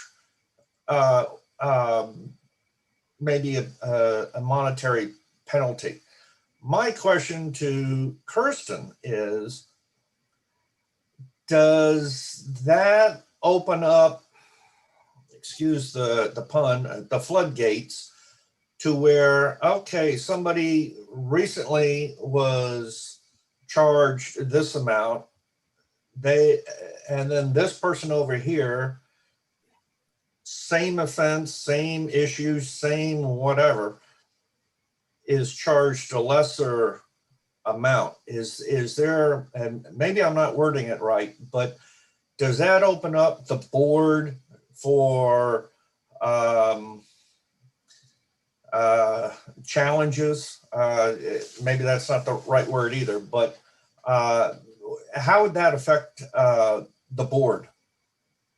Yeah, it's definitely a consideration. I mean, one of the things that any of the administrative law judges at SOA will look at is consistency with what you've done in the past. I mean, that is just a very global legal principle to have precedent and to follow precedent, and it gives the public an idea of what you are going to do in the future based on what you've done in the past. If there was going to be a change in this area, then it would probably be good to really think about it and put it out there in rule, like what Chip's talking about. I mean, we did do a major revision of that in November of 19. I think, there are definitely opportunities to potentially expand those, and maybe I think probably part of the problem is being more specific about the aggravating and mitigating circumstances. And I mean, y'all have all been in informal conferences, nobody ever thinks they did anything wrong. I mean, that's the other problem, I will tell you that this concept, this legal concept is, it's called respondeat superior. It comes from, the Middle Ages, back in the 1600s. And, it's let the master answer. That's what it stands for. And the principle is that an employer is responsible for the negligent acts of their employees, so long as the employees are acting within the course and scope of their employment. That's what the legislature set up in our Pharmacy Act. That's what 565.002 A3 is. is that vicarious liability that a pharmacy has. And that's, I think there definitely has to be, like what Chip was saying, some kind of very mitigating circumstance that would change that principle to hold the employer responsible for their employee. And also, it's, again, if you don't know one way or the other, it doesn't set you up for having a system where people can rely on your precedent. Does that make sense? I mean, you'd either want to put it in rule to change it, or I'm not 100% sure you could actually totally change it, because the law does say that the pharmacy owner is responsible for the acts of its employees. But to mitigate punishment, you can do. I mean, the board is responsible for that part of it. So hopefully that made some sense. Thank you, Kristen. Mhm. Chip, you had another comment? I just want to touch back, Rick. So you talked about a pharmacy and having a pharmacist that does something, and if they're just doing their job and they make a mistake, ultimately, I mean, I believe beyond the legal doctrine, I believe they should be responsible if their employee makes a mistake. Now, I would say there's a huge difference if the employee was committing criminal acts and the employer says, you know what, we fired them, we referred them to law enforcement, we did all of these things, then I'm 100% on your side that we should not go after the pharmacy for a criminal conduct that one of their people did. But that's, unfortunately, we don't see that in a lot of, at least not the conferences that I'd see. You have large chains, they move people around, and unfortunately, I get the impression that a lot of times the fine is just a cost to them doing business. And it's kind of frustrating when you're trying to make something change and make it better and make it safer, and then you run up against someone who just kind of has the idea of, hey, I'm getting paid, and that's just a cost of doing business. We'll pay our fine and we'll move on. I mean, that's the other side of that. I agree with you that is not a good attitude to have. I would say that anyone who owns a license, the fine is really not the biggest part of the deal. The deal is that you have that a sanction on your license. It's really not the fine that's the problem. I would just argue that I'm not trying to argue for a complete change of concept here. I'm talking about consideration, a discretion, and maybe an involvement, if that's a word, of trying to just think about what message are we sending here? And it's really, if we think it's because of, I'm not speaking in regards of a chain, believe that or not, as you would say, it has more so the fact that we're just trying to be fair. I think that particular incident I'm talking about was not a chain. It was a different company. And what I felt in that is that I felt it was unfair to them. That's all I was saying. And so that's why I wanted to bring this up as a discussion piece. I'm not saying we got to turn on a dime. And I understand the concept of, I'm no legal scholar, and precedent and all that that's why we rely on board staff to guide us, because we need that. My understanding is that most of the rules say here may be considered. That's all I'm saying. It doesn't say have to. Okay, now and maybe I'm wrong with that. Like I said, I don't know the rules the way, legally wise, but that's why I always thought. That's just really was my point. But let me go to Donna and then Suzette, and then I have something maybe to say. I want to make sure y'all get your words first. So Donna. So just to clarify, since I'm one of the newest board members, if we are debating something, there's always two board members that are in an informal conference, and of course Allison is there as well, and then our staff. The staff is there to give us their proposal and what they feel like needs to happen, and they always base it on obviously precedent, what we did. But if the two board members or one of us and Allison decide that there are enough mitigating circumstances, then we could lower or raise or whatever the actual penalty. Is that correct? Yeah, so maybe let me weigh in, because that's kind of where I was going to go with a little bit of mine. And then Suzette, I'm sorry, I'll get right back to you. So when we look at it, you know, Chip's right. All that hard work was done so that there was consistency, that there was visibility to license holders, but there's still flexibility in there. So we have consistency, we have precedence, but the board members have flexibility to say, wait, based upon questions I ask or additional information, I think there's mitigating circumstances here. So Rick, I guess my question that I always look at with a license holder is, since that, and really a pharmacist too, is since that incident, what have you done? Correct. You know, we all know that technology changes, time changes, things change within, you know, just the practice of pharmacy daily. You know, COVID has brought changes to,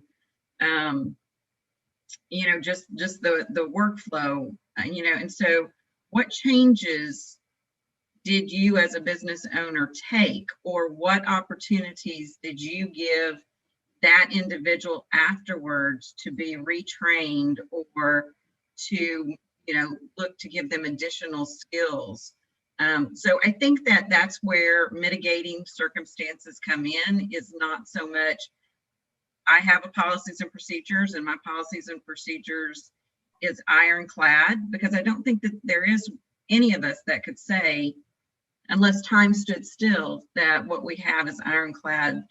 So what mitigating circumstances, or what did you do post fact when you went through your analysis of what occurred to further protect the public? Did you change your policy? Did you retrain that pharmacist? I think that's where mitigation comes in, and that's where that flexibility comes in. And I'm with Chip.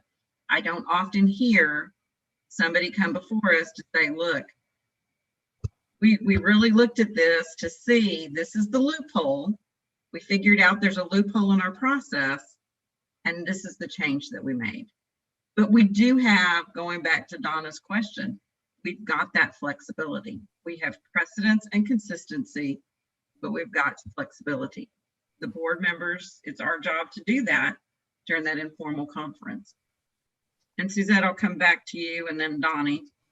Yeah, and it's along those lines as well. I mean, we have I think that owners and the staff that works for those facilities or any business has a collaborating responsibility to make sure that at the end of the day, the processes that they put in place are working as they should.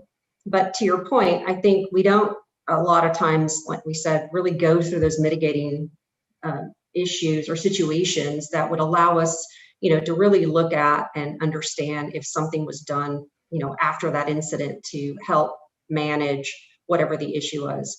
But unfortunately, you know, like we said, you know, some of these are human errors, right? They made the decision, they used a professional judgment, they've made the decision to do something that is, you know, going against potentially what they may have had in place. But, and they could have been internal things that the company or the owner could have done based on that situation afterwards, but we don't really hear a lot, like you said. And I think, you know, it's probably going to be our responsibility to continue to ask those questions and make sure that maybe, and again, there's probably a lot of conversation that occurs with the individuals involved in the issue that maybe they need to, really get a push to say, what were those mitigating circumstances? Tell me what you did, so that they're thinking along those lines other than, well, I have policies and procedures in place, if that makes sense. So really trying to be kind of a partner with those individuals to make sure that they understand that we are looking for something specific in those mitigating situations.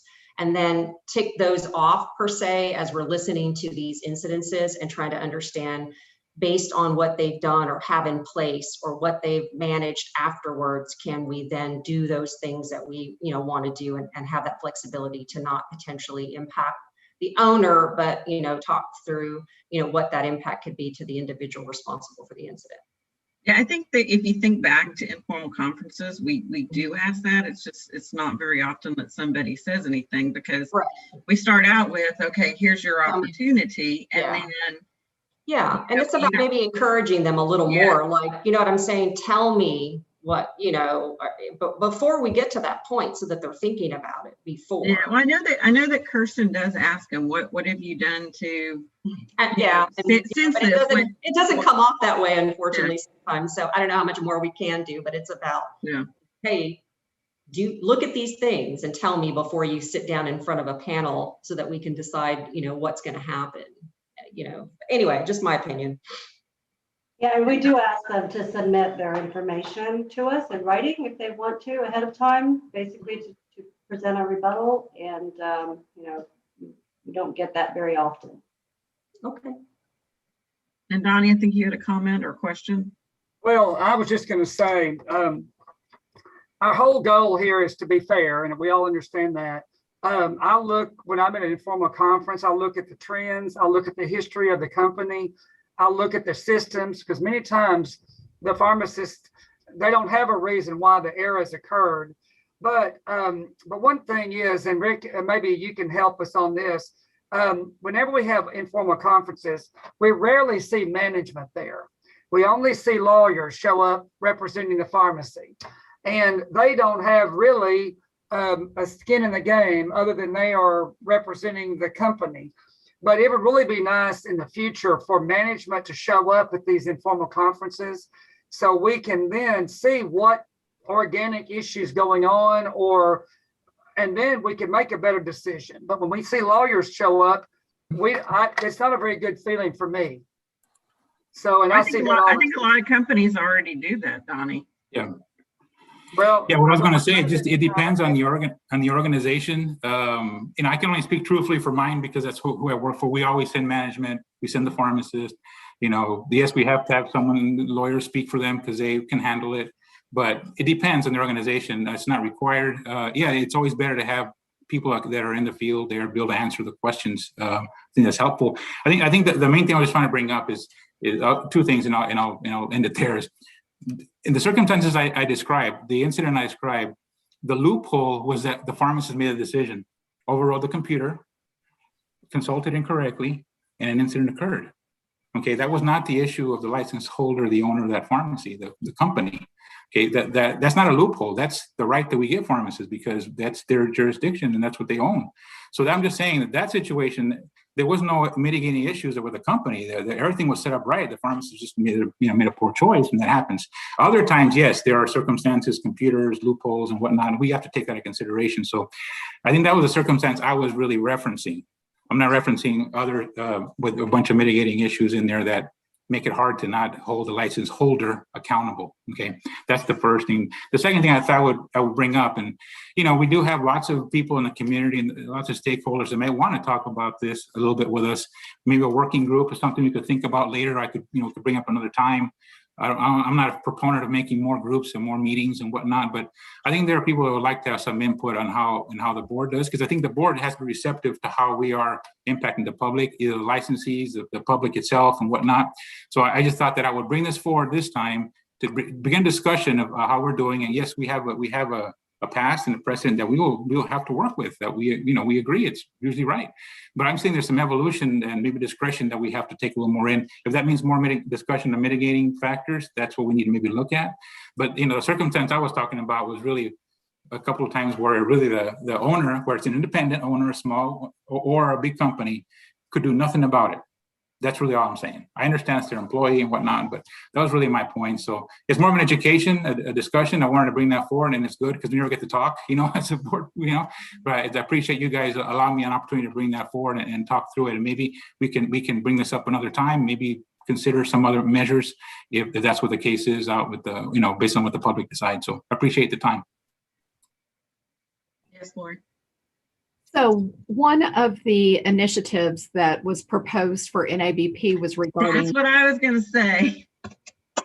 culture. And I really think that the recommendations that that group brings forth might help us with that conversation. That is exactly what I was going to. I forgot to mention the just culture this portion that we read earlier is supposed to address specifically to this exactly. Yeah, that's what I was going to bring up, is the fact that there is going to be an NABP task force. And I think that, it'll be very interesting that if that passes forward out of NABP, that we look at the results of that. And in fact, even though I just served on something, I was going to send them an email and volunteer to be on that. So we'll see where we go with that. Great conversation. I appreciate the fact that it was brought up and that we had this conversation. Kirsten, did you have something before I went to the next? I was just going to say, I mean, y'all only see the cases that we bring to you. And, when Allison started as executive director almost 4 years ago, we did take a very deep dive into just culture. And, we changed the cases that you even see dramatically. The majority of the cases that we used to take to discipline are now handled through an educational process rather than a disciplinary action. So what you're seeing is only the most egregious cases. And, you see that in the numbers alone. If you go compare our agreed board orders from 2016, 2017, over the course of the next 3 years, they have dropped every year. And that was intentional. That was because we decided, instead of bringing you all of the minor cases, that we were going to focus on things that were more important. So, I think it is something that we have definitely looked at and that we really wanted to take into consideration and thought that was very important. So anyway, I just want to make sure that y'all do understand that it's not that we had not thought about that before. That is a very good point. And I'm glad you brought that forward to everybody, because it is something for us to, that has definitely been part of the just culture. So, all right. So the next thing on the agenda, I'm going to give the floor back to Mr. Fernandez. He participated, and thank you for doing so, at the UT El Paso College of Pharmacy Accreditation, which, if you ever get that opportunity, Lori and I have done it, and now Rick, definitely do it because it's very educational. So Rick, you want to tell us about it? Yeah, I've used up all my minutes for the year already today. So the accreditation process was really a good process. If the board ever asked you to participate, I'm speaking to board members, in particular, it was enjoyable for me because it was UTEP College of Pharmacy in El Paso. I'm from El Paso. I'm proud to be from there. I spent a good part of my life trying to find pharmacists to go to El Paso, and that's not easy, believe me. But having a school of pharmacy was always a dream. And now that it's there, I was kind of luckily able to participate and just observe how the College of Pharmacy becomes a accredited College of Pharmacy and see what they've done there. 3 days, it's a sacrifice. Would have been more complicated had we not had COVID. I would have been in El Paso for 3 days, but that would have been probably better for me to go back where I'm from. But I always want to take this time to encourage the board, if they get an opportunity, to look at really doing that, and you get out of it what you put into it. You can literally just sit there and fall asleep if you're not careful. The reality, that's not what it should be. It should be like how we learn, how the schools educate the next wave of pharmacists, all the work that goes on behind the scenes. I talked about bias earlier. I don't know anything that happens in the colleges, and man, I have a lot more respect for what they do versus when I'm out working. I say, all those guys are just back there teaching class, piece of cake. It's not. That's a hard job. I know Dan knows what I'm talking about, and those of you, and Chip, who teaches, it's really insightful. So I want to just take the time to thank the board for allowing me to participate. It's kind of made a special thing for me because I'm from El Paso, but also to take the time to encourage everybody to participate. If you get called by Allison or Julie to participate, it's 3 days worth your while if it's educational. So thanks for the time, Julie and Allison, for letting me do it. All right. All right, with that, we'll take the agenda down to Jay with our miscellaneous items. So Allison, if you want to walk us through those.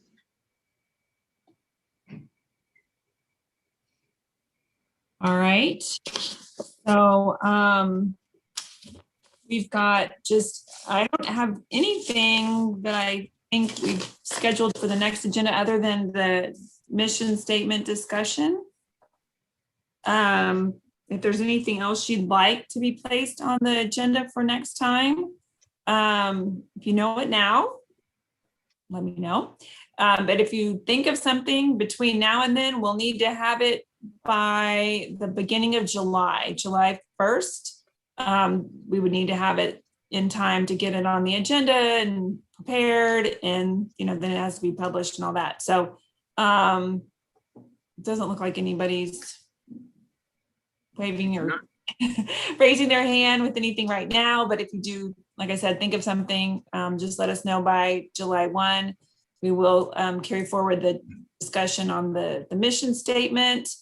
And then the other things on there are the informal conferences for tomorrow, and then June and July, and then the August board meeting is scheduled for August 3rd. So be sure and mark your calendar, Tuesday, August 3rd at 9 o'clock, and it will be on Zoom again. All right. With that, I thank everyone for their time, their participation.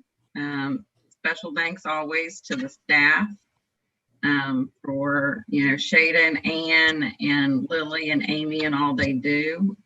So, thanks to that. And thanks to our bigger staff, everybody at the board for keeping things going during COVID. I know that they're starting to transition back a little bit to the office. So we look forward to the collaboration and everybody being able to see each other through that. And if there is nothing else, I'm sorry. I was just going to say, we have staff coming in about 2 days a week. Yeah. Everybody's coming in 2 days. So every day there's quite a few people there. It's just a mixture of, what 2 days. And they can come in more if they want, but a minimum of 2 days per week for the staff. Yes, ma'am, Lori. Before we adjourn, can I ask what the status is on the recruitment, replacement of our lead positions that are going to be retiring? I believe since it's not on the agenda that it cannot be discussed, but I can be corrected on that if I am wrong. Okay. You can contact us individually if you like, and we can. I am asking because based on that, I am suggesting maybe we delay the reevaluation of the mission statement to include the input of new leadership. That's a good idea. Hopefully we will know that person in August. Yeah, let's plan on being able to at least have a discussion with it, but we won't finalize it in August. How about that? Thank you. All right. If there's nothing else, if I could have a motion to adjourn. So moved. Donnie has made the motion to adjourn, and I believe Lori had seconded. So all those in favor, raise your hand. We won't do a roll call vote. All right, with that, it is 2:37, and I will call this meeting to adjournment. So everybody have a great day, and thanks for all you do. Thank you. Thank you. All right. Thank you.